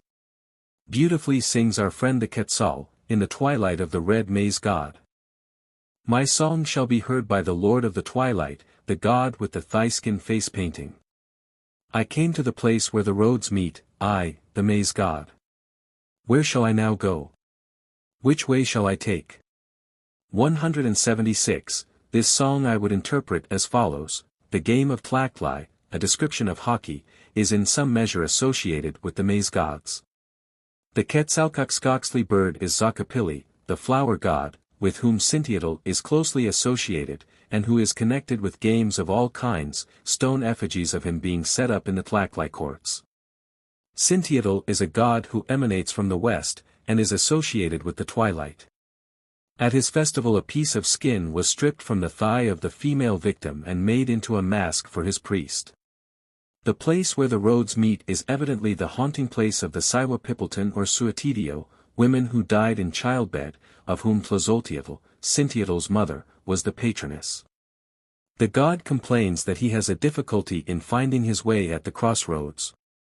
This was the precise reason for which they were made, that the Supapilton or haunting mothers should be puzzled by them, or wandered, as the Scottish expression is. Witches all the world over are baffled by crossroads, and formerly the bodies of suicides were buried beneath them, so that, did their spirits arise, they would be puzzled by the multiplicity of directions and be baffled in their intent to haunt the living. Festivals. The first festival with which Cintiatl was associated was the Uei Tozatli, held in April. After a 4 days fast, the houses were decked with irises and sprinkled with blood drawn from the ears and the front of the legs, and the nobles and wealthier folk decorated their houses with the boughs of a plant called Excoyatl. 15 search was made in the fields for the young stalks of maize, which were decked with flowers and placed before the gods, along with food. The goddess Chicamcotl was also revered at this festival. At the Okpanitli festival, too, in honor of his mother Tlazolteotl, Cintiatl was peculiarly venerated, and a full account of the proceedings will be found in the pages referring to Tlazolteotl. It is necessary, however, to refer in passing to one custom, that in connection with which the thigh skin of the female, 177, victim was stripped off and carried to the temple of Cintiatl, where it was made into a mask which the priest of the god placed over his face. 16. He also wore a jacket and hood of feathers, resembling the Noali or bird disguise of the god, the Coxcoxli, which seems to have represented both Cintiatl and Zacapili, and to have formed a kind of bond between them. The crest of the hood resembled the comb of a cock, and whilst possibly having the significance of a bird's comb, was also held to symbolize the sharp-cutting flint knife of sacrifice, see Tlazolteotl. Lastly, the horrible relics of the festival were conveyed by the Cintiatl priest and a picked bodyguard to a hut on the frontier, where they were left, for what purpose I am able to form no definite opinion. 17 temples. Several temples appear to have been dedicated to the worship of Cintiatl at Mexico, but as the names of these sometimes imply a collective dedication to the maize gods, it is somewhat difficult to ascertain precisely which of the edifices was peculiar to Cintiatl. However, the Iztac Cintiatl Idiapan, or Temple of the Deity of White Maize, at Mexico, more probably refers to Cintiatl's place of worship, as Sahagan states, than to that of any other deity. Here, says the friar, were sacrificed leprous captives, who were slain during the days of fasting in honor of the sun, when that luminary was at its greatest height. 18. In the Cintiapan was to be seen a statue of Cintiatl, before which captives were sacrificed on the occasion of his festival. The temple of Tlatoqui Cintiatl, red maize, appears to have been the preserve of the maize gods collectively. Presthood that Cintiatl had a separate and distinct priesthood is manifest from allusions to it in accounts of his festivals. 178. Among the Totonacs 2 high priests were especially dedicated to him. These were widowers over 60 years of age, who wore jackets made from the skins of jackals, were not permitted to eat fish, and whose duty consisted in the preparation of manuscripts and the deliverance of oracular messages. The Totonacs thought human sacrifices unnecessary to him, and offered up birds and small animals at his shrine, regarding him as their protector from the more sanguinary deities, says Clavigero. 19 Nature and status. It would appear from the data at our disposal that Cintiatl was originally a maize god of the Totonacs, a people allied in race to the Maya-speaking Huaxtecs of the east coast. It will be recalled that his mother, Tlazolteotl, was of Huaxtec origin. Cintiatl may originally have been regarded by the Maya-speaking coast people as her son, or again the relationship between them may have been symbolic and relatively late in its development. But the myth appears as ancient and well-founded, and the Corn Mother who has a son or daughter is noticeable in many mythologies. Although Cintiatl is alluded to as a goddess by Clavigero and other writers, it is abundantly clear that his godhead is of the male order, as the pictures which represent him prove. Seeler lays stress upon his absolute identification with Xochipilli and Maquilxochitl, but although resemblances certainly exist, it seems to me that there are as many points of difference between these gods and that the likeness was the outcome of later development. Thus it can be shown by Seeler's own conclusions that, whereas Xochipilli was the patron of gaming and sport and light-hearted amusement, Cintiatl, on the other hand, was symbolic of that death which is the offspring of sin. 179, Cintiatl's mother, Tlazolteotl, the goddess of lust, undoubtedly typifies sin, and her son symbolizes the death which follows it and is its wages, the sharp knife of sacrifice.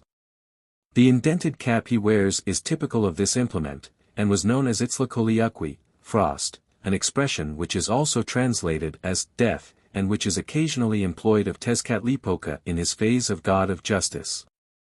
But Cintiatl had another connection with the Plutonic, such as is possessed by many grain gods, and must, like Hades and Ishtar, be regarded as a deity of the underworld, the place of the dead, the realm in which the seed germinates ere it sprouts above ground.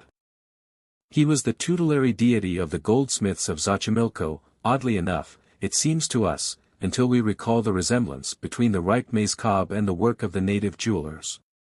21 It is, however, as the young maize god, the maize in its tender and half-ripened condition, that he must be chiefly regarded, and that he was looked upon by the ancient Mexicans. He strongly resembles the Maya god Contents, Cihuacotl equals serpent woman area of worship, Calhuacan and Xochimilco. Minor names, Quilastli equals obsidian plant. Quasihuatl equals woman eagle.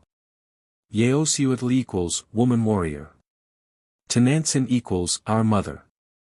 Relationship, mother of Mixcoatl, sister of the Sensin Mimixcoa. Symbol, obsidian knife. Aspect and insignia general.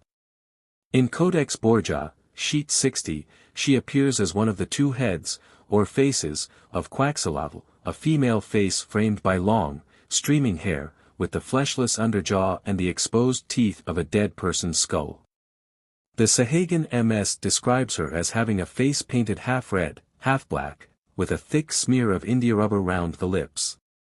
She wears a crown of eagle feathers and a 180 golden earplug. Her overdress is the color of spring flowers, red, and she also has an undergarment with a fringe, and a white enagua, or skirt. Her costume is adorned with shells and she wears sandals. Her shield is inset with eagle's feathers. An ancient song to her states that she carries a rattlestick. She has a shield device similar to that of Chantico, with whom she seems to be a parallel. Cihuacotl. From Codex Magliabechiano, sheet 33. Myths in the Song of the Earth Goddesses, Cihuacotl is alluded to as follows: the eagle Quilastli is painted with serpent's blood, her crown is made of eagle feathers. The high cypresses of the Kalmika land shelter her. The maize has come, on the fields of the gods she leans on the rattlestaff. In my hand rests the agave thorn, on the fields of the gods she leans on her rattlestaff. The broom is in my hand, on the fields of the gods she leans on the rattlestaff. 13 Eagles is our mother, goddess of the Kalmika, the spear of the prickly plant lays me low, it is my son Mixcoatl. Our mother the warrior. The deer from Calhuacan, she is stuck with feathers. Morning has dawned, the order to the warriors has gone forth. Drag the captives hence, the whole land shall be destroyed. The deer from Calhuacan, she is stuck with feathers. Those who fight bravely in war are painted with eagle feathers. 22, 181, this wild song may be interpreted as follows, the aspect of the goddess is described. She rests, as do Huitzilopochtli in other gods, under the shade of the cypress trees. The maize is about to be planted, and she bears in her hand the rattle staff or rain rattle, carried by all the earth and rain gods and their priests, with which she brings down the rain by dint of sympathetic magic, and which implement was also symbolic of fruitfulness or sexual union. 23 The worshipper takes the agave thorn in his hand wherewith to pierce his tongue and other members, so that the blood thus obtained may produce rain for the growth of the maize. The broom alluded to is a symbol of the earth goddesses, and was made of hard, stiff, pointed grass, cut with sickles in the mountainous forests of Popocatépetl and Ajusco, see Tlazolteotl. 13 Eagles is a date in the Tonalamatl, the last day of the division CE Cali. It was connected with the Suatidio, the vengeful women who died in childbed, of whom Tlazolteotl is the prototype. The spear of the prickly plant, cactus, is the weapon of Mixcoatl, son of the goddess, and is here probably alluded to as the lightning which accompanies the rainfall in Mexico, for Mixcoatl is the cloud serpent, the lightning god. Or the worshipper may complain of weakness from loss of blood shed as an offering by his use of the agave thorn. The warlike nature of Cihuacotl is next alluded to. She was evidently identified at Cuitlahuac and Xochimilco with the two-headed deer, an animal frequently connected with the worship of the nomadic Chichimecs, as was Mixcoatl, her son. She is stuck with eagle feathers or down, like the successful warrior who had captured an enemy. The warriors must now depart to seek for further victims. The whole song is eloquent of the connection of the earth cult with war and human sacrifice. From the Sahagan MS. Pottery figure. Ute collection. Forms of Cihuacotl. Cihuacotl is spoken of by Duran and Sahagan as a warrior goddess who gave the Mexicans victory over their enemies, 182, and by Torquemada 24 as the elder sister of the Mimixcoa, the stellar gods of the steppe. She it was, too, who, according to another myth, pounded the human bones brought by Quetzalcoatl from the underworld into a paste, from which men were formed, an allusion to the belief current in Mexico that man was made, or at least, built up, from maize. 25 Sahagan says of her 26 that she dispensed adverse fortune, poverty, abjectness, and misery. She was wont to appear to men in the guise of a richly dressed lady, such as frequented the court. Through the night she wandered, howling and bellowing. Occasionally she was seen carrying a cradle, and when she vanished, examination showed that the resting place of what was believed to be an infant contained nothing but an obsidian knife, such as was used in human sacrifice. 27 There are also indications that she presided over childbirth. Temples Cihuacotl had a temple called the Tlilan Calmacac, or Black College, where dwelt those priests devoted to her service. 28 Nature and status The circumstance that Cihuacotl appears with the skull of a dead person leads to the conclusion that, besides being an earth deity, she had phantom or underworld characteristics, a common connection for a grain goddess. From her hymn we gather that she has a magical influence over the plantation and growth of the maize. She is, perhaps, a prototype of the Suatidio, the disappointed and vengeful women who had died in their first childbed, and the myth of her cradle containing the sacrificial knife is eloquent of the connection of the earth goddess with human sacrifice. Her martial character, also, is apparent and is a concomitant, 183, of her agricultural and sacrificial significance. From her association with Mixcoatl, the Mimixcoa, the Shishimec gods, as from her name, Quilaztli, and her symbol it is evident that she is connected with the Shishimec or native Indian cult. Her connection with childbed is clear from one of the addresses given by Sahagan, who states that the midwife exhorted the woman in childbed to be strong and valiant as was Cihuacotl. Who first bore children, in allusion to a myth mentioned by Gama, PTI, page 39, who says that she gave birth to 2 children, male and female, whence sprung the human race, a story I have failed to trace elsewhere, except in Clavigero. Contents, Coatlicue equals serpent skirt area of worship, Mexico Tenochtitlan. Minor name, Kotlantanen equals our serpent mother. Relationship, mother of Huitzilopochtli by Mixcoatl, mother of Coyolxauhqui and the Sensinuitsna, wife of Tezcatlipoca or Izquitacatl. Festival, feast of the flower sellers in the second month, Tlacaxipulistli. Symbol, the eagle's foot. Aspect and insignia Sahagan ms, the face of the goddess is painted with white infusorial earth of the kind known as Tisitl. She wears a crown of eagle feathers and a white overdress. Her skirt is formed of serpents, as her name implies. On her feet she wears white sandals and shells. Her shield is inset with eagle feathers, and she bears a serpent staff in her hand. Statues. Much argument has circled around the colossal statue of Coatlicue, see Introduction, which formerly adorned one of the entrances to the Great Temple of Mexico, and which was evidently supported by upright stones, so that it formed the keystone of a gateway where it could be seen by all who passed in and out of the temple. It has been assigned to more than one goddess, and when it was disinterred amongst 184 other relics in the course of making new drains in the Plaza Mayor of Mexico in August 1790, it was placed in the court of the university and there worshipped by the Indians, who decked it with flowers. The Mexican antiquaries, relying on a statement by Boccherini 29 in which he states that Huitzilopochtli was accompanied by the goddess Tiahuimiki, regarded the two-faced idol as being bisexual and as a composite figure of both gods, and this notion was perpetuated by Gama in his Dos Piedras. Payne, in his History of the New World, appends a long and very sane note to his description of it, sneers at the conclusions of the Mexican antiquaries, and states, somewhat dogmatically, that it must be regarded as a representation of Chicomcoatl. But it is undoubtedly Coatlicue. In the first place, that goddess had a right to a position in the temple of Huitzilopochtli as his mother, secondly the idol wears the skirt of serpents which is implied in her name. But this notwithstanding, the stone figure has obviously a symbolical meaning as illustrating the whole circumstances of human sacrifice. The head is formed by the junction of the heads of two serpents, which symbolize the two streams of blood welling out from a decapitated body. The flayed skin of the victim is hung in front and is shown knotted behind as in the statue of Xipe found at the Castillo de Tio. The cups from which Ockley was drunk are stuck in front of the flayed human skin, and a skull adorns the serpent skirt before and behind. Through all these attributes, however, the personality of the serpent woman goddess can be sensed as much as observed. 30 other statues and paintings of Coatlicue uphold the theory that she is represented by this idol. One found in the Calle de las Escalerillas, and others recovered from the Calle de Coliseo in Mexico City, show her as having the face of a skull. In the latter she wears a peculiar flat headdress with maze-like motifs depending from the back, and her hair recalls the ruffled night hair of Mictlantecutli.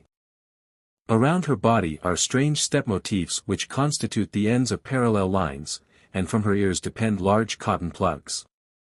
185, she wears a girdle of skulls with serpentine noses. Another relief of her found in the Calle de las Escalerillas is, however, much more enlightening than the foregoing. In this spirited work she wears what is evidently a panache of stone knives or malinali grass, the face is that of a skull, she has the claws of a jaguar, and the skirt of entwined serpents is noticeable.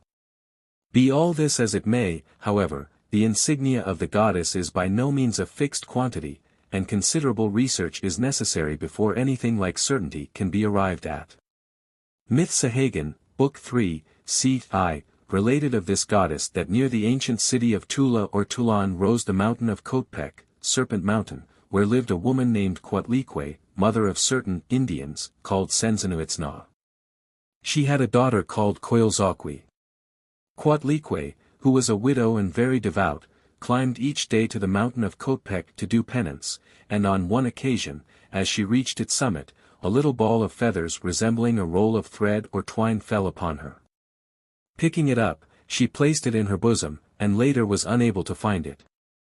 Shortly afterwards she became enceinte. Her children, observing her condition, were indignant, and Coyolxauhqui advised her brothers to slay their mother for the shame she had put upon them. Her unborn infant whispered to her to be of good cheer. But one day her sons armed themselves and prepared to slay her. One of them, however, called Quehuitlacaq, whispered to the supernatural child that treason was toward, and at the moment when, headed by Coyolxauhqui, Coatlique's children came to dispatch her, Huitzilopochtli was born, fully armed. Falling upon his brothers and sister with his terrible weapon, the Xiacotl, or fiery serpent, he speedily dispatched them all. 31 Festival Tlacaxipulistli. Sahagan, Book 2, c. 22, relates that on the second day of this month the people of the temple quarter, 186, of Cotlan offered flowers in the temple and made music during the entire day in honor of Coatlique. These flowers were the first fruits of the year, were offered up by the master florists, who had a great devotion to the goddess, and none of the blossoms in their gardens might be smelt until these bouquets had been offered up in the temple of Coatlique. They made for this feast tamales called tsatsipaltamali, sharp-tasting herb cakes. Nature and status Coatlique is, in one of her aspects, undoubtedly the flower-covered earth of spring, from whom, as it were, the sun, Huitzilopochtli, is reborn. Her serpent skirt is probably symbolic of the circumstance that, at the season which she represents, the earth is clothed with the rain as with a garment. The myth which makes her a pious widow is obviously of late, and probably of Hierophantic, origin. In my view Huitzilopochtli is chiefly her son in his Naali or disguise of a hummingbird. The hummingbird sucks from the breasts of earth as a child from its mother's. But the myth is highly conglomerate, and, as we possess it, is obviously the result of the fusion of several varying conceptions of the two principal figures. Coatlique's appearance as a serpent in her great statue which has been described above, and her name of Cotlantanen, our serpent mother, in my view tend to identify her with the earth in its form of dragon, serpent, or Cipactli, regarding which hypothesis the reader is referred to my remarks in the introduction. It is not improbable that, like Xochiquetzal, Coatlique is one of those mountain goddesses from whose sacred heights the rain descended upon the parched fields. This seems likely from the name of her abode, Coatpetal, Serpent Mountain, the serpents of which her skirt is composed being symbolical, perhaps, of the stream flowing from the tarns or pools situated on its lower acclivities. That such a mountain actually existed in the vicinity of Tallinn is proved by the statement of Sahagan. Huitzilopochtli, Q.V., is thus the sun which rises out of the mountain, or is born from it, armed with the 187, Xiacotl, or fire snake, the red dawn, with which he slays his sister Coyolxauhqui, whose insignia show her to represent the moon, and puts the stars to flight. Contents: Xochiquetzal equals, flower feather, area of worship, plateau of Anahuac, Tlaxcalan, Tlalhuica. Minor names: Suatl equals, 1 water. Sumazatl, calendar date, equals, 1 deer. Mazadiatl equals, dear goddess. Calendar place, ruler of the 20th day, Xochitl, and of the 19th week, CE Quadli. Compass direction, west. Festivals, Tepalhuitl, Tlalhuica. Cachali, Tlaxcalan. Chicum Xochitl, Mexico. Relationship, the first woman, and thus companion of Piltzintecutli, the sun god, otherwise, wife of Tlaloc, abducted by Tezcatlipoca. Aspect and insignia Codex Borgia. Sheet 9. Here the goddess is represented as wearing an upper garment of diversified pattern, finished with a variegated edging. Her shawl is painted in the Chalchihuitl colors, and from it depend 2 strings or ribbons of a dark shade, completed with a flower. Her noseplate is blue and is formed rather after the fashion of the butterfly design, while her helmet mask represents a quetzal bird. In sheet 58 she is vis-a-vis with the death god and is garbed like an earth deity with a many-colored robe. Her hair is dressed like that of the Zapotec women, that is, 2 tresses are twisted up like horns and secured with party-colored bands. On the same sheet, next picture, she confronts one of her servitors or priests, Tlamacazc, and her garments in this place are very similar to those already described.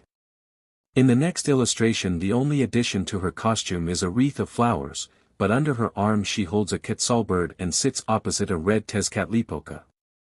On sheet 59 she is represented in the first place opposite the Tlamacazc, 188, and in the following picture confronts a naked prostitute. Between these figures is her servitor, surprised in the act of pressing the courtesan's breasts.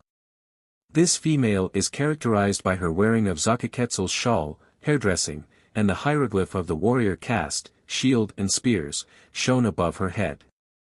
In the lowest row of the same sheet the goddess is seen opposite the vulture god, Tlaquequazquecuautli. In the following sheets of the codex her aspect and garb are practically similar to those described above, with the exception of sheet 60, where she appears in the act of parturition, with the double head and certain of the insignia of Quetzalcoatl, being delivered by Quetzalcoatl in the character of Xolotl. In the region of her mouth is an angular line of red. Xochiquetzal and her symbols. Codex Bourbonicus, sheet 19.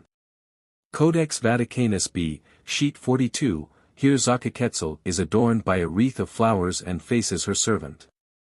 On sheet 41 we observe that her cheek is painted with a round red spot, like that of the sun god, whilst her head is adorned with quetzal feathers, and the quetzal bird is held under her arm. She is ensconced on a jaguar skin, and on her head is the wreath of flowers with 2 feather tufts, which is especially characteristic of her. On her face is depicted a red, angular line.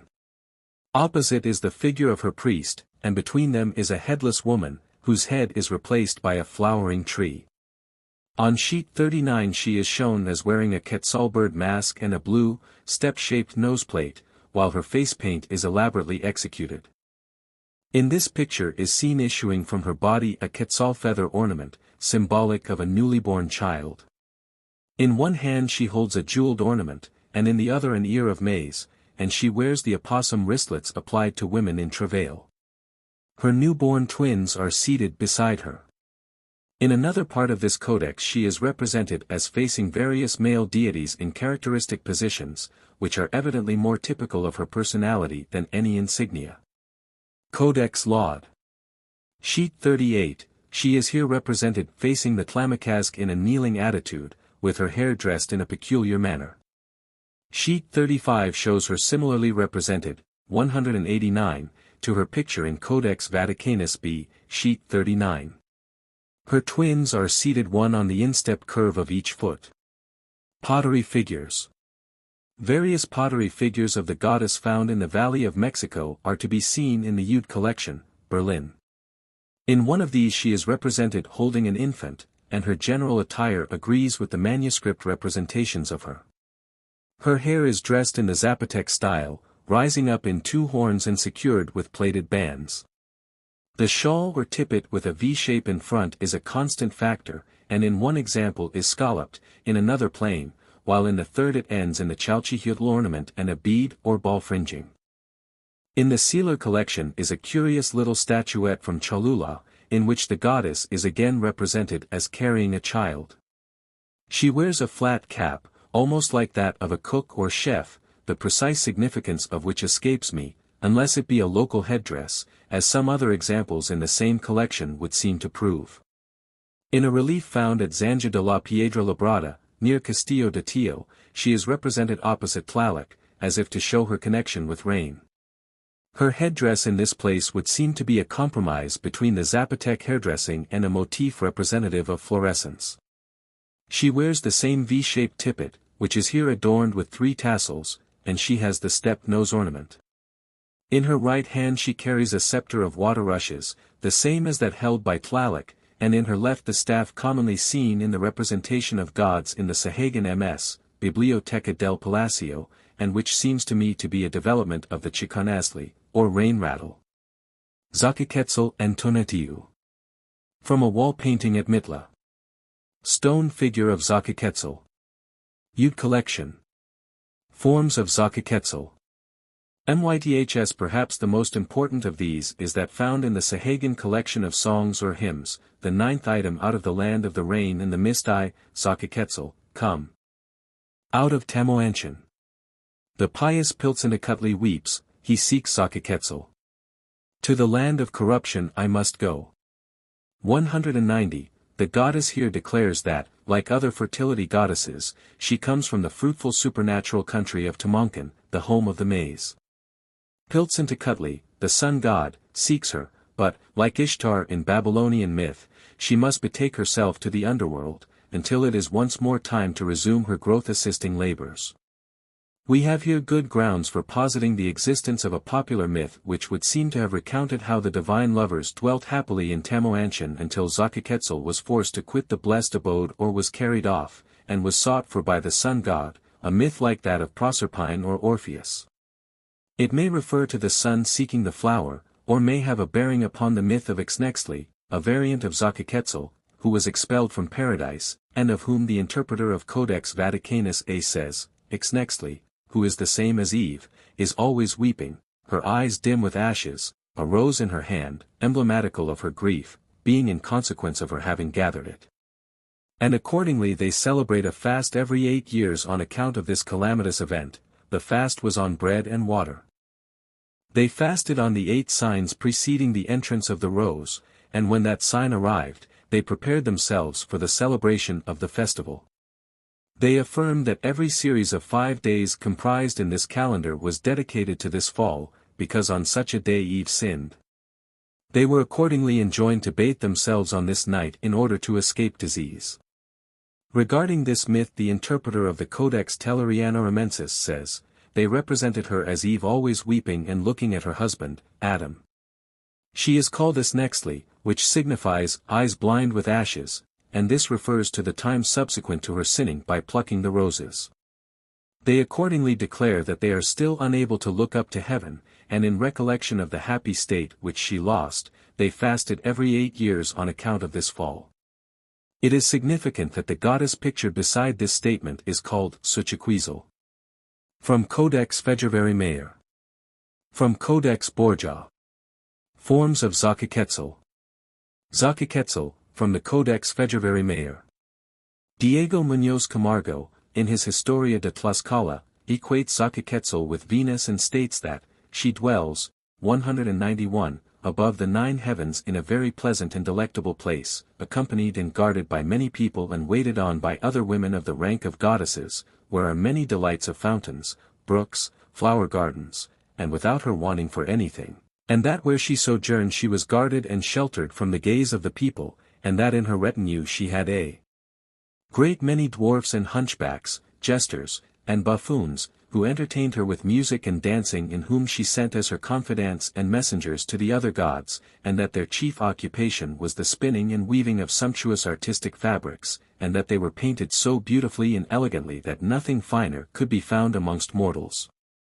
But the place where she dwelt was called Tamahuanakan Xochilicacan, Shikunanepanaikan, Itzahikia, that is, the house of the descent or of birth, the place where are the flowers, the ninefold enchained, the place of the fresh, cool winds.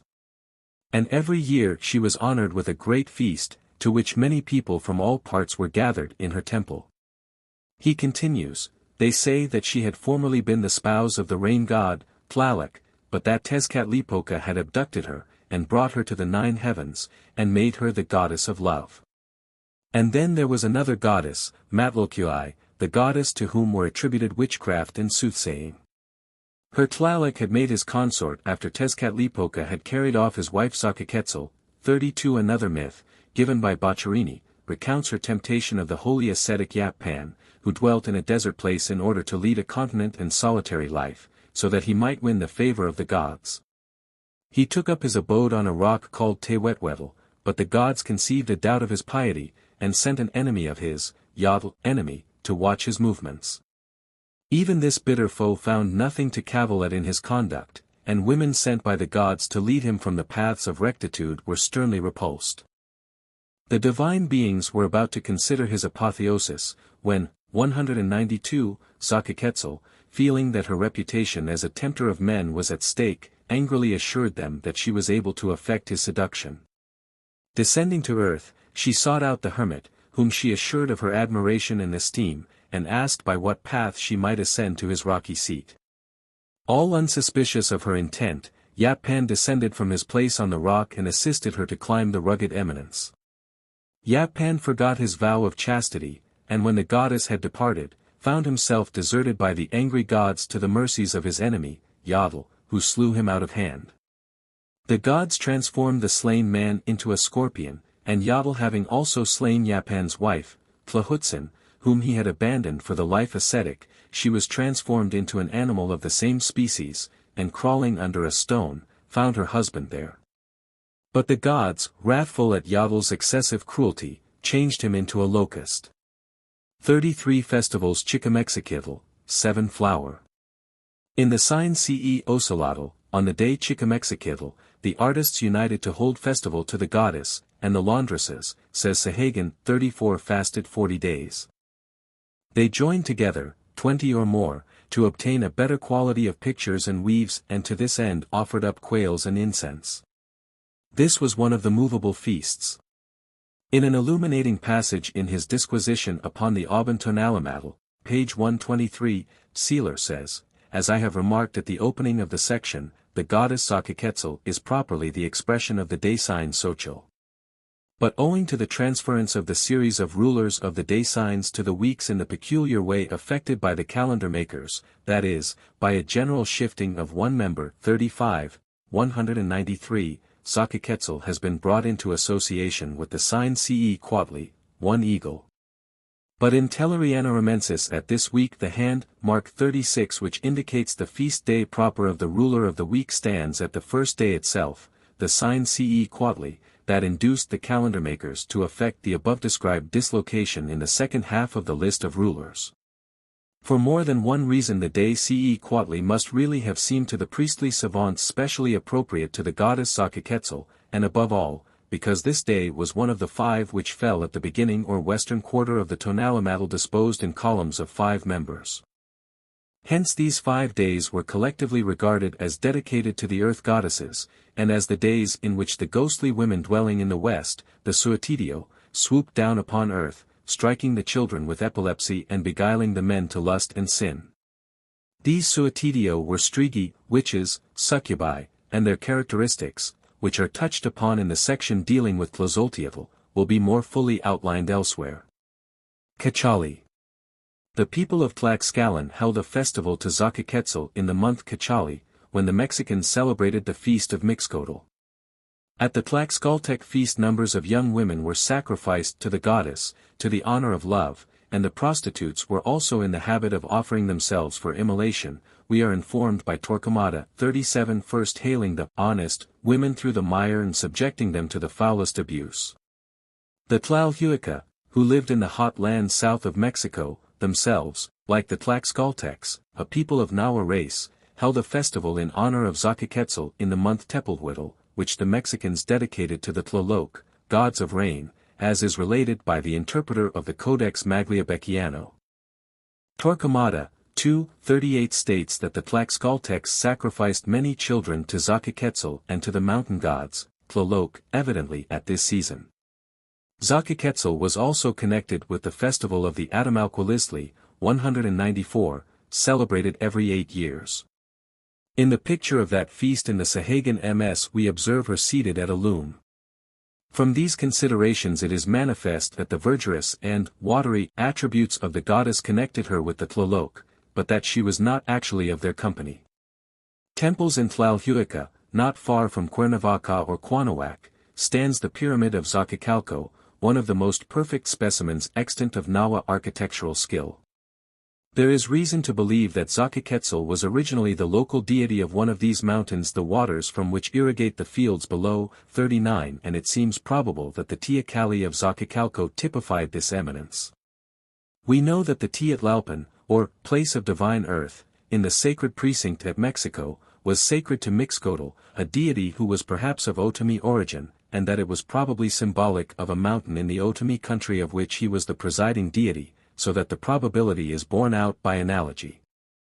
In the country of the Tlaxcaltecs stood the heights of Xochitecatl, goddess of the flowery land, a mountain, according to Torquemada, about 6 miles in circumference, which was the nucleus of a settlement, and was surrounded by graves hewn out of the solid rock. This, perhaps, provides a fuller illustration of the theory advanced above. Nature and status. The original home of Xochiquetzal seems to have been among the Tlalhuica and Tlaxcaltecs. But as the latter were closely connected with the Mexicans racially, there is good reason to believe that she was also an original member of their pantheon. In any case she had a place in the metropolitan calendar, and the contention of the compilers of both interpretative codices, as well as of the native author of the picture writings in the Historia de los Mexicanos por sus Pinturas, that she is to be equated with Tonakeshiwatl, the 195, female member of the creative pair, seems to have been a later development. But Xochiquetzal is more especially the goddess of flowers, the female counterpart of Xochipilli-Macuilxochitl. As has been mentioned, she was probably at first the goddess who presided over some lofty mountain whose streams watered the sun-dried plains beneath and clothed them in abundant florescence, perhaps that very mountain of Xochitecatl to which allusion has been made, and which stood in Tlaxcaltec territory. As the feminine of Xochipilli, however, she certainly partook of his festive and frivolous character, and thus presided over the song, the dance, and all sportive amusements. By a further slight effort of imagination she came to be regarded as the goddess of illicit love, or of the sensuous side of intercourse between the sexes, not so much a goddess of degraded animal passion, like Tlazolteotl, as a figure bearing a close resemblance to the apsarazes of Hindu myth, lovely and voluptuous, and, like them, addicted to the game of throwing the dice, Patali. A further step established her as the patron goddess of the prostitutes who existed for the pleasure of the unmarried warriors and who resided with them in the great common house of the bachelors. From this circumstance arose the obscene character of the feast of Cachali among the Tlaxcaltecs and the Tepalhuitl festival among the Tlalhuica. Xochiquetzal was also in some measure the patroness of pregnant women, according to the interpreter of Codex Vaticanus A, and these worshipped and sacrificed to her in order that they should not give birth to girls.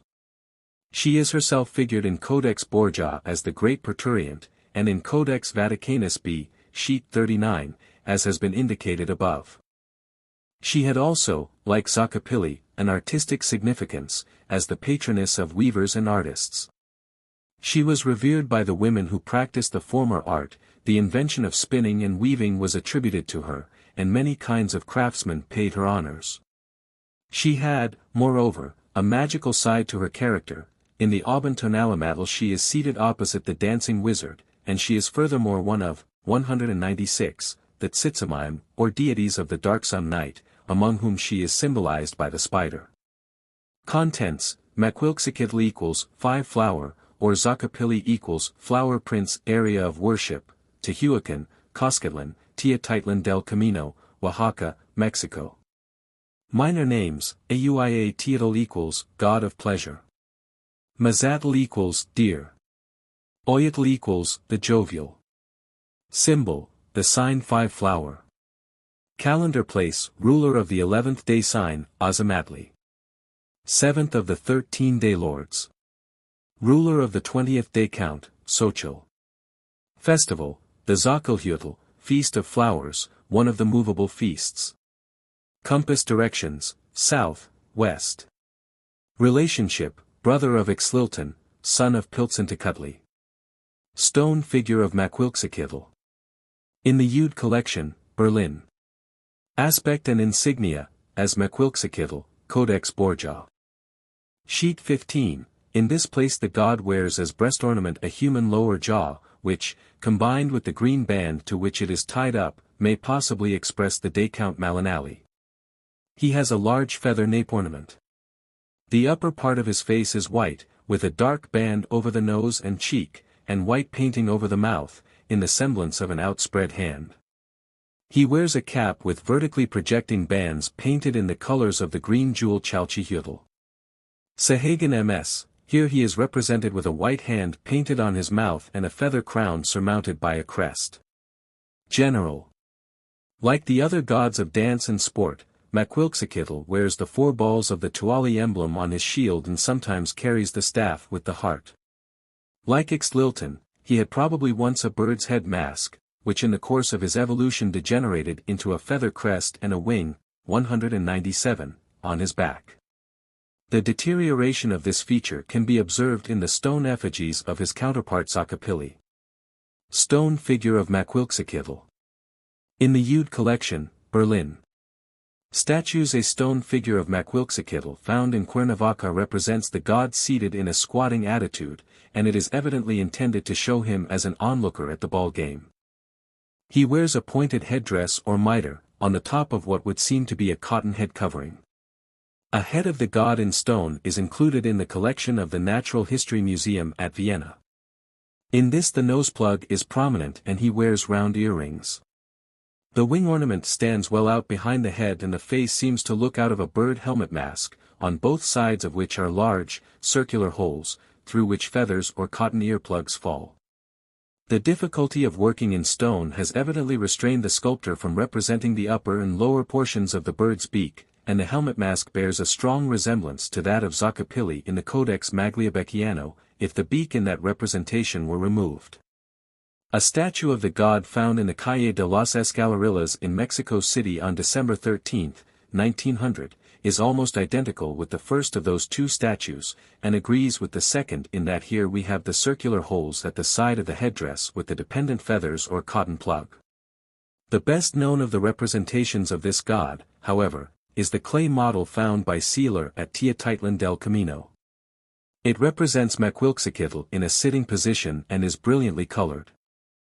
The face of the god looks out of a bird helmet mask, highly conventionalized, and which has practically lost all its bird-like characteristics. The two circular holes below the ear are, however, still represented. The upper part of the face is painted yellow, but under each eye is an oblong patch painted in variegated colors, such as appears on the faces of the gods of grain. Around the mouth is a large white patch, in which we may see the white hand motif conventionalized.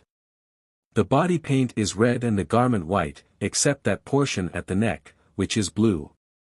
Small golden, 198, bells adorn the necklace and wristlets. In this statuette we have evidently a very late and highly developed figure of the deity, showing a considerable departure from the earlier drawings and statues of him. In the Anthropological Museum at Berlin is a stone statue of Macuilxochitl, also in a squatting attitude, in which the circular motif above the ear, with its accompanying plug, is strongly in evidence. A number of stone statuettes of the god were found at Topeka in the state of Puebla and are now housed in the Natural History Museum at Vienna.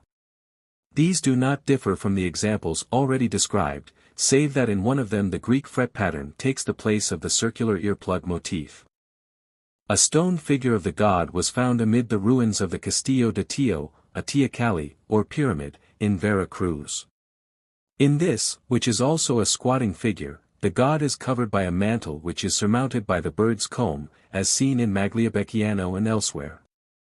Around the head are three of the circular holes above mentioned, one above each ear and one at the back of the head, from which depend a double strip of cotton or other textile.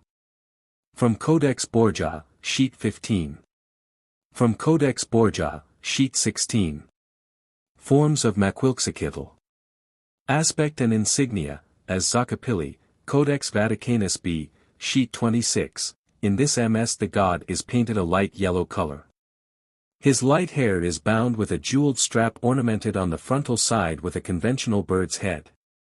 Round his head he also wears the fillet of the sun god, ornamented with a feather tuft. As a breast ornament he has a large gold disc suspended from a broad gold chain, hung with bells. His right hand clasps a bundle of grass, and in his left he bears a staff embellished with turquoise mosaic and flowers, probably intended for a rattlestick. Above the twilight symbol of the west in the water are instruments of mortification. On sheet 32 he is represented as of a blue color with a jeweled chain in front of his mouth. Codex February Mayer. The description of the god in this MS is similar to that just given. In his hand he supports, 199, a dish with ornaments, a bangle for the upper arm, a feather tuft and a neck chain. Codex Borgia. Sheet 13, in this codex he is seen seated on a royal throne. His body and the lower part of his face are colored red, the upper facial region is painted yellow, but contains a small, rectangular field, half red and half white, while round the mouth is executed a butterfly design, after the manner of Tonicaticutli and the maize gods. His blue earplug has a jeweled thong dependent from it, and his noseplug is reproduced in the colors of the Chalchihuitl jewel. On his head he wears the strap decorated by two large jeweled discs. On the frontal side is the stereotyped bird ornament, while from the whole, 4 ends branch off. Surmounting this representation is the symbol of the night sky, the dusk-enveloped eye. His nape ornament consists of red and white feathers blended together. On his breast is a large disc of gold, secured by strings of greenstone beads. His loincloth is adorned with jeweled discs, and to the back bow is fastened a coxcoxly bird's head, which serves as a mirror tail, or back mirror. A portion of the ends of his loincloth is colored like the chalchihuitl jewel. In front of his mouth is a flower from which two jeweled thongs project. Codex Magliabecchiano. The mantles worn by Zoccopili are alluded to in the MS which accompanies the paintings in this codex as mantas de un solo señor o de cinco rosas y manta de cinco rosas, see sheets 5 and 6. There is also a picture of him on sheet 47. The figure on the red quemetal which he wears is similar to that worn on sheet 20 of Codex Borbonicus by the god Cintiatl, and is, perhaps, a butterfly motif. From the Sahagan MS. From Codex Magliabecchiano, folio 35. Forms of Zoccopili.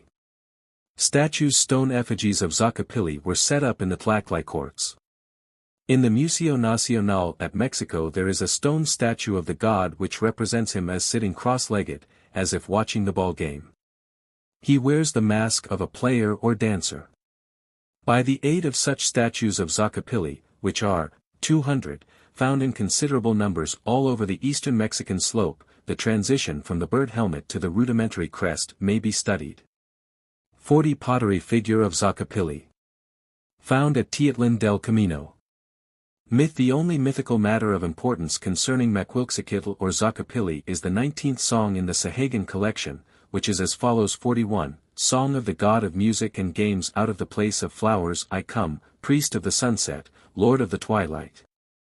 I come even now, my grandam, thou of the thigh-skin face painting, lady of the sunset, I, priest of the sunset, lord of the twilight.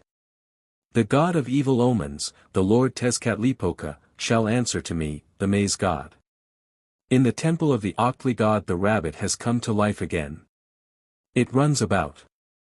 By my god was it created. I will bring down the fire drill, fire will I twirl on the mountain of Mixcoatl in Culhuacan. Raising my voice, I strike the little mirror has grown weak in the temple of the Octli god. The white hair grows moist, ripe has the Octli become. I will endeavor to elucidate the above strophes, the obscurity of which is apparent. The god declares that he comes from Tamoanchan, the mythical paradise of flowers and vegetation in the west, and that he is the priest of the sunset and lord of the twilight, both of which are characteristic of that region. He invokes his mother, or grandmother, Tlazolteotl, by names with which her worshippers were familiar. 201, he warns Tezcatlipoca that he has the power to avert his evil omens, probably by means of merriment and carousing. The rabbit was the Mexican symbol of intoxication by Octli. This strophe regarding it comes, as it were, from the worshipper, who states that his god Macuilxochitl or Zoccopili has created or recreated the rabbit or spirit of the Octli beverage. Sahagan calls Zoccopili a god of fire, and we know that he was associated with the sacrificial fire drill, which was also the symbol of sexual union and license. Seeler thinks that this song shows the relation which exists between the pulque, Octli, gatherings, the deity of feasts and the fire drill. 42 Statues of Zoccopili in Museo Nacional, Mexico. From Codex Laude. Forms of Zoccopili. Festivals. Xochitl. Of the Feast of Flowers over which this god presided, Sahagan says, the great folk made a feast, dancing and singing in honor of this sign, decorating themselves with their feathers and all their grandeur for the Orito. At this feast the king bestowed honors upon warriors, musicians, and courtiers. He states, Lib 2, Appendix C, 19, they made each year in his honor a feast called Xochitl. During the 4 days which preceded this feast all those who were to take part in it, men as well as women, observed a rigorous fast, and if during that period a man had commerce with a woman or a woman with a man, they held that the fast was soiled, that the god held it for a high offense, and that he would visit the offenders with maladies in their privy parts. Before the feast everyone deprived himself of the use of chili pepper. They fed upon a kind of broth called tlauculatali, which is to say, broth decorated with a flower in the middle. Those who fasted without the use of chili or other savory things, ate only once a day at midday. Those who did not fast ate fermented bread. The people ornamented themselves with the symbols of the gods, as if they aspired to represent their images, and danced and sang to the sound of the drum. 202. At midday they beheaded a great number of quails and made offerings of their blood before the image of the god. They also pierced their ears in his presence. Others pierced the tongue with the spines of the maguey, and passed through it a great number of osier reeds. Another ceremony consisted of making 5 tamale cakes of maize, which they called fasting bread. These were placed beneath an arrow called zacamiddle, flower dart, and were offered to the idol as from the whole community. Those who wished to make a separate offering gave the god 5 tamale upon a wooden platter, and chomali soup in a vase. Maize in all shapes and forms was also offered up. On the same day all the great folk in Mexico who lived near the frontiers of an enemy brought the slaves whom they had captured to the capital for sacrifice. Nature and status. This god appears to have had a highly developed cult among the peoples of Tehuacan, Coscatlan, and Teotitlan del Camino. He is primarily a god of flowers and food, that is of abundance, and as such he equates with the god Cinteotl, with whom some of the sacred hymns even seem to confound him. But there are strong reasons why he should not be wholly identified with Cinteotl, as Sealer attempts to do, and as the Mexicans certainly did not do, unless in later times. See Cinteotl. It may be, however, that he was originally a god of vegetation, who later became more especially a god of flowers, the cult of which was one particularly favored by the people of Mexico. However this may be, there is no doubt that the joyous and sportive side of the god developed at the expense of all others, and we find Sahagan speaking of him under his 2 names as the god of those who served for the amusement or pastime of the great. 43. He is, indeed, the god of merriment, of dance and sport, of the ball game, the jester or buffoon, and moreover presides over the gambling game of Patali, which he is seen patronizing in the Magliabechiano MS. According to Jacinto de la Serna, he is the 203 god of the great gamblers who frittered away their substance. As the god of sport he is frequently represented by the ape, the beast of mimicry and diversion. But he had also a more worthy side, for to artists of all kinds, painters, weavers, and musicians in especial, he stood as the patron of all artistic effort, and those engaged in it celebrated their worship of him at the Xocoyotl festival. Several of the mantle designs in the Codex Magliabechiano indicate that as a flower god he was not forgotten by the weaver's caste. He has associations with several other gods besides Cinteotl, especially with Ixtlilton, Q.V., who is spoken of as his brother, and with the Suatidio, or deceased warrior women, probably because as a food god he was supposed to come from the west, the place of plenty, where they resided, or, more likely, because of the hunger for earthly excitement displayed by these pleasure-starved dead women, debarred from the sensuous delights of earth. His connection with the Octli gods as the god of merriment and abundance of victuals and festive good things is plain, and he is very naturally the male counterpart of the goddess Xochiquetzal, Q.V. As hailing from a locality where planetary mythology was in an advanced condition, and where the worship of the morning star was practiced, he may have had an astronomic significance, but what this was precisely is by no means clear. We probably assess his nature correctly if we allude to him as a god of pleasure, feast, and frivolity. Contents: Zype Totec equals Our Lord the Flayed, Area of Worship, Plateau of Anahuac, Zapotecs, Yopis. Minor names: Tlaltecutli equals Lord of the Earth. Anahuatl Udic equals Lord of the Seaboard. Tlatoqui Tezcatlipoca equals the Red Tezcatlipoca. Itztapaltepec equals Our Lord of the Flat Stone. Ualawan equals Night Drinker. Symbol: in Codex Borgia a quail with its head torn off seems symbolical of this god. 204, Calendar place, Lord of the 15th day, Quatli, and of the 14th week, CE Itzcuintli, with the fire god, Lord of the 20th Tonalamatal division, CE Toctli. Festival, Tlacaxipulistli. Compass direction, west. From Codex Borgia, sheet 49. From the Sahagan MS, Bib Lorenziana. Forms of XIPE. Aspect and Insignia Codex Vaticanus B, sheet 92, Zype is depicted in this codex as clothed in the flayed skin of the sacrificed human victim, which, after the dreadful rite, was drawn over the priest's body and worn for a number of days. The slit eyes of the mask he wears shows that this also is composed of human skin. He wears a nasal rod and plate having the general appearance of the peculiar peaked cap with which he is sometimes represented. The ends of his loincloth are slit and colored white and red. Sheet 62. As ruler of the 14th Tonalamatal division and god of the 15th day count, Zype is represented on this sheet as a red Tezcatlipoca. The limbless body is red, the costume of the same color, but with a face mask of yellow, tinted to represent dead human flesh, with the chap-fallen jaw of the dead, narrow slit eyes, as on sheet 92, and a red streak running over the eye, the full length of the face, indicative, perhaps, of the place where the operation of flaying was commenced. Here the nose cap is also reminiscent of Zype's peculiar peaked cap, its ends especially resembling those of that headdress. Two red and white bands, the colors of the roseate spoonbill, depend from the ear. The hair is bound by a fillet on which are twin ornaments of dull gold, and above this rise 2 rows of quetzal feathers. Codex Vaticanus A, Plate 14, Duc de Lubat's reproduction. As a back device he wears the 3 banners which are also shown of him in the picture in Duran's collection.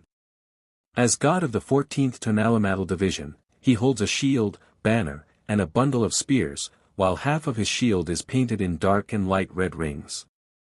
Codex Borgia. Sheet 49, in the Codex Borgia, Zype is shown in his character of the patron god of the warrior's death by combat, or the stone of sacrifice. He wears a 205 wig made from the downy feathers of the eagle, which, however, does not altogether conceal his flame-colored hair, 2 forelocks of which recall the hairdressing of Tlacaxipulistli, the god of the planet Venus. Underneath is shown his small petticoat or apron of green zapote leaves. From his mouth protrudes a double-jeweled string, which, perhaps, signifies the fertilizing rain, for as god of human sacrifice he has a connection with the gods of fertility. He is similarly represented on sheet 25, where he is also shown as ruler of the 14th Tonalamatal division, and the picture indeed bears a close resemblance to that in Codex Vaticanus B, except that his breast ornament, carved from a snail shell, is attached to his variegated feather necklace. In this place he also wears a feather wig with a red crest made of the plumes of the roseate spoonbill, alternating with calchihuitls on leather and the heads of rattlesticks. Front. Back. Stone image of XIPE. Image of Zype found at Castillo de Tío, showing him dressed in the skin of the sacrificed victim. Codex Borgia group generally. In this group generally Zype stands as the representative of the sign of the day Quatli. His insignia are the same as those of the red Tezcatlipoca, with striped face painting, but executed in red and yellow without the human skin, or other special characteristics, and decorated only with the warrior's headdress and Tezcatlipoca's ring-shaped breast ornament. The head and neck are covered with cloth, on which are stuck downy feather balls. He holds in some places a severed arm, which he appears to be smelling or about to devour. Codex Bourbonicus. In this codex Zype is represented as Tezcatlipoca, and has the face painting of the red phase of that god, with the smoking mirror at his temple, the characteristic white ring, and the peculiar form of feather back ornament, which is to be seen in some other Tezcatlipoca pictures of this codex. But he wears on his head fillet, instead of jeweled discs, an ornament of beaten gold, the crown of roseate spoonbill feathers, the ends of the bands shaped in swallow-tailed fashion, and other insignia pertaining to his own regular dress. The Quetzalcoatl on his back carries a banner painted in light and dark red, his especial colors, and he also bears a shield painted in light and dark red concentric, 206, circles. In this codex he holds a fire pan, painted with large patches of rubber gum, in which is inserted the rattlestick with Zype's bands and loops colored red and white, or light red and dark red with bifurcated ends. Vienna Codex. Zype is represented here in the flayed human skin and designated by the date 7 Reign. Codex Nuttall, Zush. Sheet 83. In this codex there is a good representation of the god, especially as regards his headdress. He is depicted as the warrior secured to the stone of combat, whose eye sheds tears at the thought of approaching death, and he bears in his hands the batons with which the military victims defended themselves against their adversaries. See Festival. Sahagan MS. This describes him as having a brown face covered with the feathers of the quail, and with open lips, chap-fallen jaw. His crown has parted ends, and he wears a wig of curled feathers. He has golden ear plugs. Round the hips he has a woman's short skirt of zapote leaves, and shells decorate his feet. His shield is red, with concentric circles, and he carries a rattlestaff. Masks, vases, etc. The well-known mask of Zype in the British Museum represents the mask of the sacrificed victim. On the back or inside, the carving of the god shows him wearing his full insignia, with the peculiar headdress and rattlestaff. Another mask of Zype in the Bauer collection is of a most individual character. It was found near Tezcuco, and bears both wind and serpent symbols. On a stone at Cuernavaca is incised a good representation of the shield, darts, and flag of Zype, with date CE Ocelotl, 1 Ocelot. On a cup in the Aldana collection Zype is seen wearing the flayed skin, with a necklace, evidently of intestines. His hair is dressed in a manner resembling that affected by the warrior caste, and he carries the rattlestaff. Statues representations of Zype in statuary are considerably numerous. Several found in the Valley of Mexico are housed, 207, in the Ude collection, Berlin. 2 of these represent the god as wearing the victim's flayed skin, and one of them is pitted with marks, evidently indicative of blood spots. The crown with feathers of the roseate spoonbill is well exemplified in one of these, but in the other a mitre-like headdress superimposed upon a circular crown, from which depend large ribbons or paper ornaments, is noticeable. In another of these figures the headdress is a sort of barret cap with knobs or studs.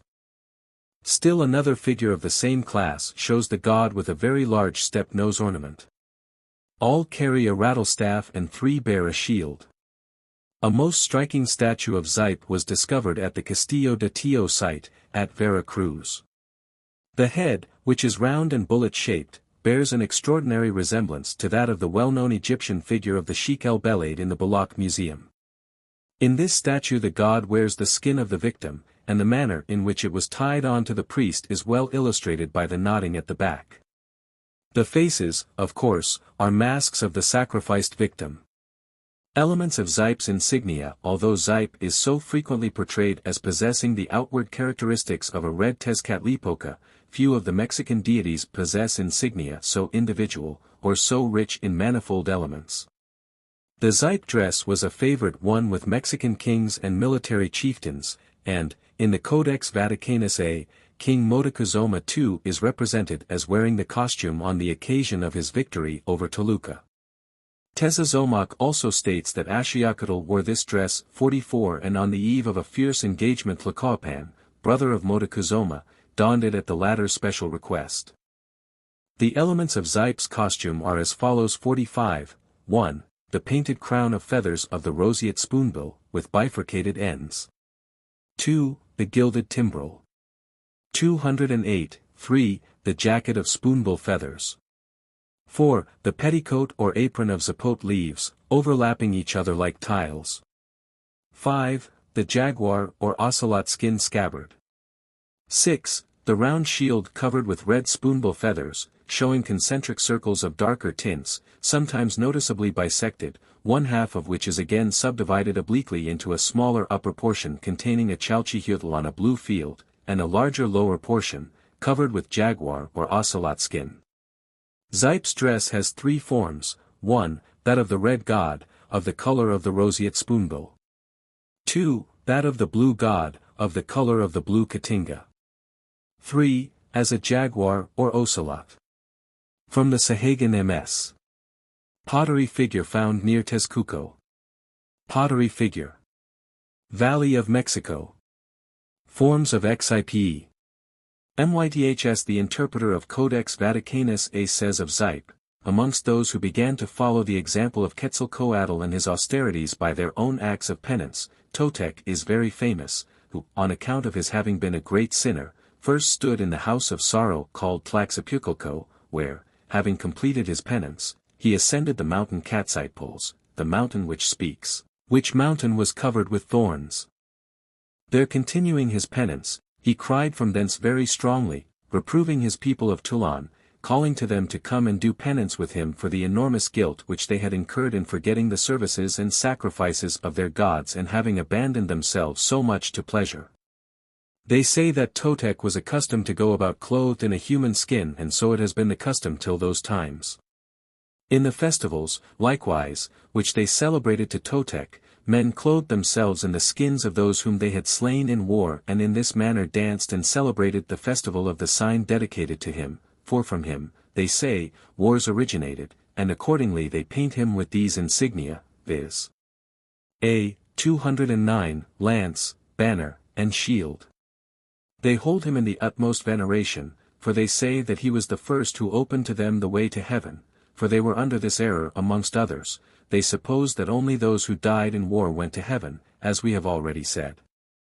Whilst Totec still continued doing penance, preaching and crying from the top of the mountain which has been named, they pretend that he dreamed this night that he beheld a horrible figure with its bowels protruding, which was the cause of the great abomination of his people. On this, praying to his God to reveal to him what the figure signified, he answered that it was the sin of his people, and that he should issue an order to the people, and cause them all to be assembled, charging them to bring thick ropes, and to bind that miserable spectre, as it was the cause of all their sins, and that, dragging it away, they should remove it from the people, who, giving faith to the words of Totec, were by him conducted to a certain wild place, where they found the figure of death, which, having bound, they dragged it to a distance, and drawing it backwards, they fell all into a cavity between the two mountains, which closed together, and there they have remained buried ever since, none of them having effected their escape, with the exception of the innocent children who remained in Toulon. A few lines farther on the interpreter says, the two masters of penance were Quetzalcoatl and Totec, who was called by another name, Chipe, who, having taken the children and the innocent people who remained in Toulon, proceeded with them, peopling the world, and collecting along with them other people whom they chanced to find. They further add that, journeying in this manner with these people, they arrived at a certain mountain, which not being able to pass, they feign that they bored a subterranean way through it and so passed. Others say that they remained shut up and that they were transformed into stones, and other such fables. The first part of this myth is, of course, merely etiological of the practice of making vows to Zype to capture and immolate, 210, an enemy in his honor, as, we shall see in the paragraph dealing with his festivals, was done on that occasion. But I would point out that it possesses some importance as providing further evidence regarding the existence of the ascetic life in Mexico, most of the myths dealing with which, like that under discussion, are connected with the Toltecs, the people of Quetzalcoatl. Zype, who plays the part of the Toltec Jeremiah, is here the subject of a tale which is also recounted of Tezcatlipoca, with whom he is frequently confounded or identified, perhaps because both were great gods of the sacrificial stone, or for the reason that practically all Mexican cults tended to gravitate towards Tezcatlipoca in late times. That portion of the story which details the burial en masse of the Toltecs is, of course, the widespread tale of the disappearance of the old hero race underground, the fate which overtook Charlemagne and his peers, King Arthur and the Auld Picts at Arthur's Seat, near Edinburgh, Barbarossa and his men, and many another group of paladins. The whole may allude, in the ultimate, to mound burial. It is strange too, or quite natural, as we believe in, or doubt, the penetration of America by alien influences, to find in Mexico an incomplete variant of the legend of the Pied Piper of Hamelin. I should not be surprised to find that Zype piped the Toltec children into the underworld, for Tezcatlipoca, with whom he was identified, or at least the captive who represented that god at the Toxcatl festival, and who had a year of merriment in which to prepare himself for his fate, went through the city at intervals, playing upon a flute. This almost universal myth may allude to the ancient belief that the souls of the dead traveled with the wind, and were the cause of its sighing and whistling.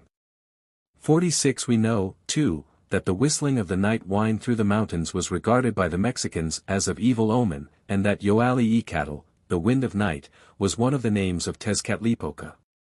47, 211, the following song from the Sahagan MS is in celebration of Zype, Wherefore dost thou disguise thyself, O night drinker?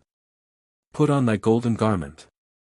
O my God, thy rich sacrificial water descended, the lofty cypress tree has become a quetzal, that which was a serpent has become a quetzal. The fire serpent, the famine, has left me. It may be that I shall go thence to perish, I, the young maize plant.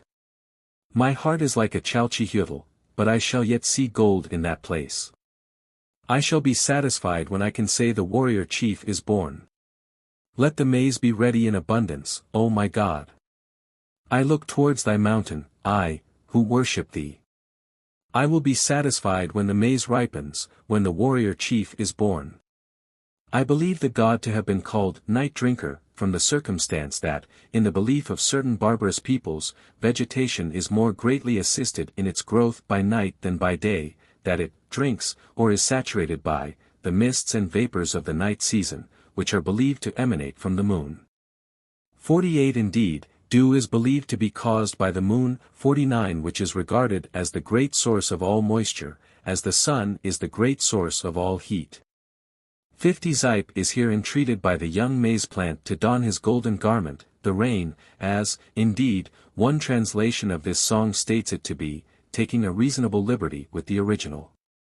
When the rain comes the cypress glitters like a quetzal feather, a Mexican euphuism for a glittering gem, or anything very precious.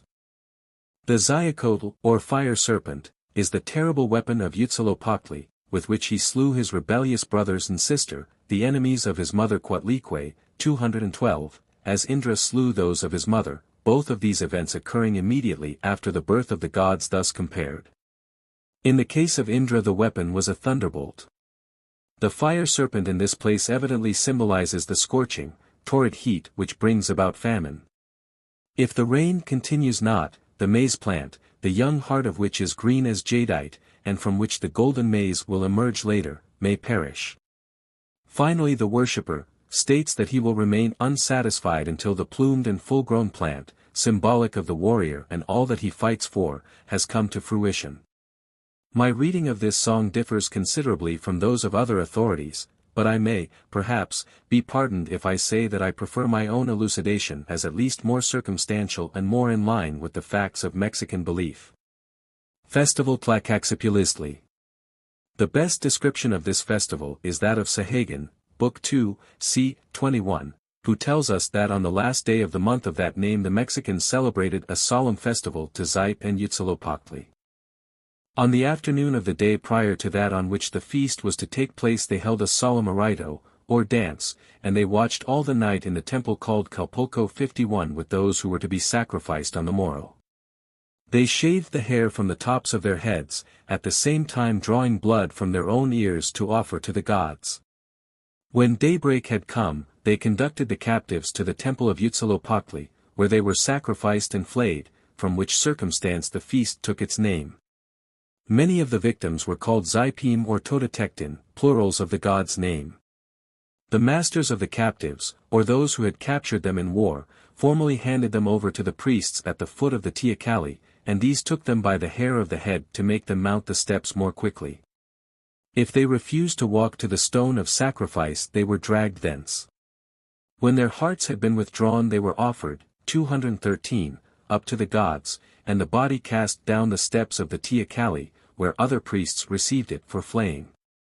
The hearts of the unfortunates thus slaughtered were thrown into a tub of wood and took the name of quinocli, or nopal wood, of which the tubs were made. The flaying process was undertaken by a caste of elderly and probably inferior priests, the Quaquaquilton. 52 Before the bodies of the sacrificed were so treated they were carried to the temple, where the master of the captive had made his vow to capture and consecrate a victim to the god. The body was broken up at this place, and a leg was dispatched to court for the table of the king, the remainder being divided among the great, or the master's parents. The dreadful repast was usually partaken of in the house of him who had taken the captive prisoner in war. They cooked the flesh with maize and gave a little to each in a small porringer. The dish was called plakat laali, or man and maize.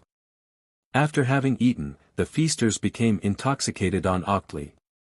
On the following day, having watched all the night, they went to amuse themselves by examining the other captives, and in watching them being baited on the stone of combat. These latter were known as Yuantin, the pierced, with reference to the wounds they received. 53 Before the sacrificial rites took place, the captors of the victims gathered together, and when the victims had been dispatched, the captors, or certain priests, it is not clear which, drew on the skins of the flayed victims, and took up positions on hillocks of hay or heaps of chalk or rubbish. Others approached them, and defied them to combat by words and pinches. A skirmish ensued, and those who were captured did not escape scot-free, being rather roughly handled. This mock combat over, the real business of the day began in terrible earnest. The wretched captive, 214, was secured by one ankle to the temlacatl, or stone of combat, and wooden batons on which eagle down had been stuck, in imitation of a makwahwitl, or obsidian-edged sword, were placed in his hands. 4 warriors now came against the victim, 2 of the Ocelotl corps of knights and 2 of the Quatli or eagle corps, and having raised their shields and weapons to the sun, one of them attacked the captive tied to the stone. If he defended himself with address, 2 or even 3 of his opponents attacked him, and if he still made good his resistance, all 4 fell upon him, intermingling their blows with dances and numerous poses. Prior to the combat a solemn procession was formed to the temlacatl. A body of priests, dressed in the insignia of one or other of the gods in whose honor the festival was held, issued from the Yapiko, in Yopi land, the temple of Xipe, followed by the Tecutlas, or knights, already alluded to, who flourished their weapons and made a martial show. Arrived at the temlacatl, they marched round it, and seated themselves on carven stools called keklik pali, perch of the strong bird. The priest who took charge of the proceedings was called Ualawan, night drinker, one of the names of the god, and when all were seated, an orchestra of trumpets, flutes, and conch shells struck up, mingled with whistling and singing. The performers wore on their shoulders streamers of white feathers mounted on long staves, which, as we have seen, was part of the Xipe dress, and sat between the priests and the stone of combat. When the frightful overture had concluded, a captive was placed on the stone by the person who devoted him to sacrifice, and a beaker of octli was given him to hearten him to fight well. This he presented to the 4 points of the compass, and then sucked its contents through a reed. A priest then took up his stand in front of the doomed man, and holding a living quail before him as before a god, tore off its head. Another priest clad in a bearskin secured the captive to the stone and handed him his weapons, and then his captor danced before him, as before a divinity. The combat then took place, and in the unusual event of a victim, 215, overcoming the 4 well-appointed warriors who opposed him, a 5th, who must be a left-handed man, rushed in, raised the exhausted victor in his arms and threw him to the ground, where he was dispatched by the Ualawan.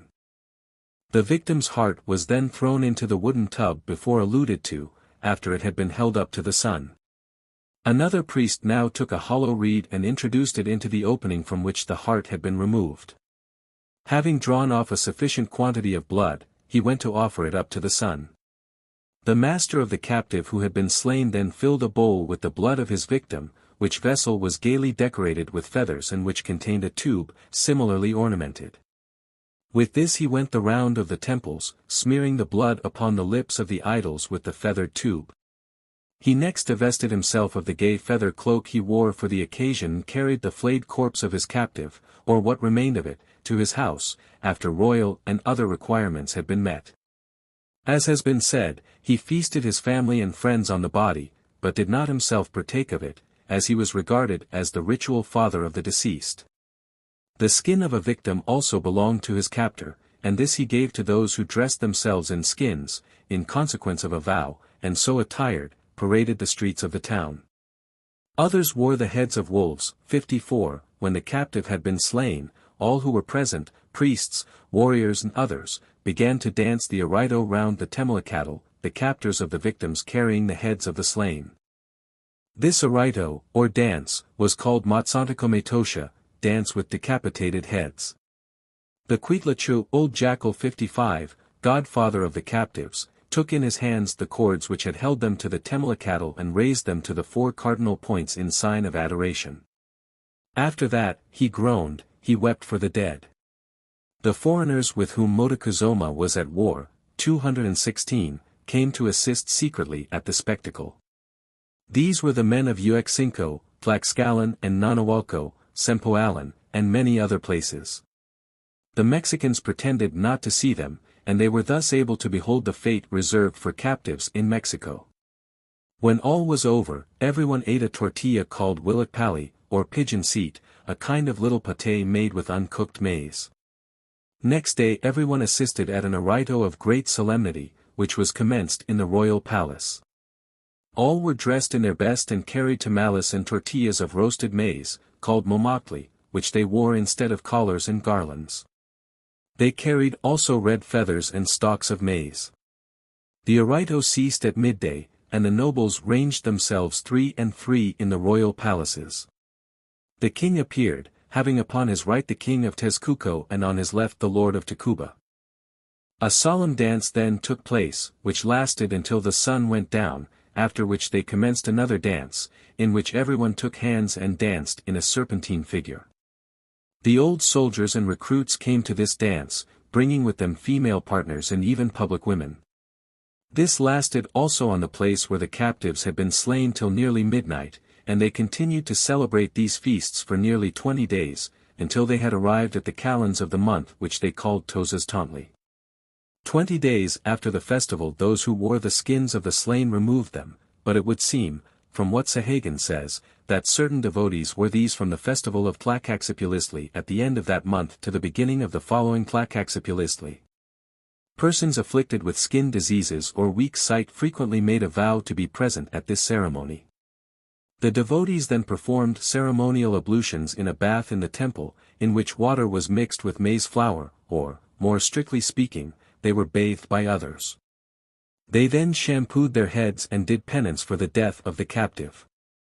After this the captor erected a tripod in the court of his house, on the top of which was a petlattle, or mat rolled into a ball, on which he placed, 217, all the paper ornaments which the captive had worn at his sacrifice. He then chose a courageous young man who wore those papers, and who took a shield in one hand and a cudgel in the other, and went through the streets as if looking for an evildoer. Everyone was afraid, and cried, "Behold the Telzompak, noble one, comes." If he caught anyone he took his mantle, and all the spoil he took he brought back to the captor. The captor then placed in the middle of the court of his house a joist in the form of a column, which indicated that he had made captives in war, and which was the blazon of his honor. Then he took the thigh bone of the captive, ornamented it with the papers, and attached it to the top of the column in his courtyard. He then invited his parents, friends, and the men of his quarter, in presence of whom he hung the bone up, and then he gave them to eat and drink. Family songs were sung. All these things were done in the 20 days before they arrived at the Uei Tozatli. The goldsmiths, of whose caste Zipe was the patron, probably because the yellow human skin in which he was represented as being clad typified an overlay of gold foil, held a festival during Tlacaxipulistli in the Yapico temple sacred to the god, sacrificing and burning victims to him, and covering a human representative of him with ornaments and precious stones, a crown of feathers, golden necklaces and earrings, and scarlet sandals. They then placed him upon a throne and offered him the first fruits and flowers of the season, together with bunches of maize seed. The mode of sacrifice by shooting to death with darts or arrows was employed in connection with Zipe as well as in the case of Tlazolteotl, Q.V. A captive was secured to a scaffold and shot with darts, so that his blood might fall upon the ground. This usage may be regarded as of the nature of sympathetic magic to secure rainfall. Temples at least 3 buildings were erected to the honor of Zipe at Mexico. 56 The first of these, known as Yapico, in Yopi, 218, land, has already been alluded to, and was probably the principal place connected with his worship. It was at this temple that the ceremonies of the Tlacaxipulistli festival took place.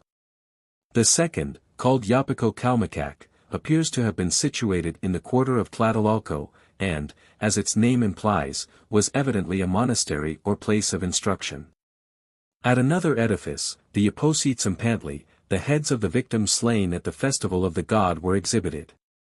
In front of the first of these stood the Temalacatl, the stone to which the captives were secured when they fought with the Mexican warriors before they were finally sacrificed. Thod the Zype Yapako Tiahua, or priesthood dedicated to the service of Zype, is enumerated among the various classes of priests charged with the service of the gods, 57 and held in their keeping Zype's insignia and the accessories for his festival. They resided in the Yapako Kalmakak or monastery. Nature and status Zype is preeminently a god of seedtime and planting. 58 He is the Tlaltekutli, or Lord of the Earth, and in a secondary sense, the god of the warrior's death on the stone of combat, because of the association between the food supply and military service for the purpose of gaining captives. There can be no question that Zype was of Zapotec origin, indeed, that is manifest from the name of his temple, Yapako, which means the land of the Yopi, or Tlapanica, a people of Zapotec affinities, and his cap was known as Yapitzantli, the Yopi head. One of his names was Anadolitiku, or Lord of the Coastland, and we know from Herrera 59 that he was especially worshipped in the district of Teotitlan, 219, which commands the road to Tabasco. Both Sahagan and the interpreter of Codex Vaticanus A uphold his alien origin. Just as the Egyptian priests of Ammon at Thebes once a year killed a ram, flayed it, and clothed the image of their god in the skin, just as the Celtic priest wore the skin of a bull at certain festivals, so the Mexicans slew and flayed a man, in whose skin they clothed their priests and those who desired to be closely associated with the god. The idea underlying this practice would appear to be the renewal of the life of the deity. It seems to have some bearing on the phenomena of the system known as totemism, regarding the real significance of which we know so little, despite the seeming erudition which has of late years been lavished upon its consideration, for, as we have seen, the captor of the slain victim was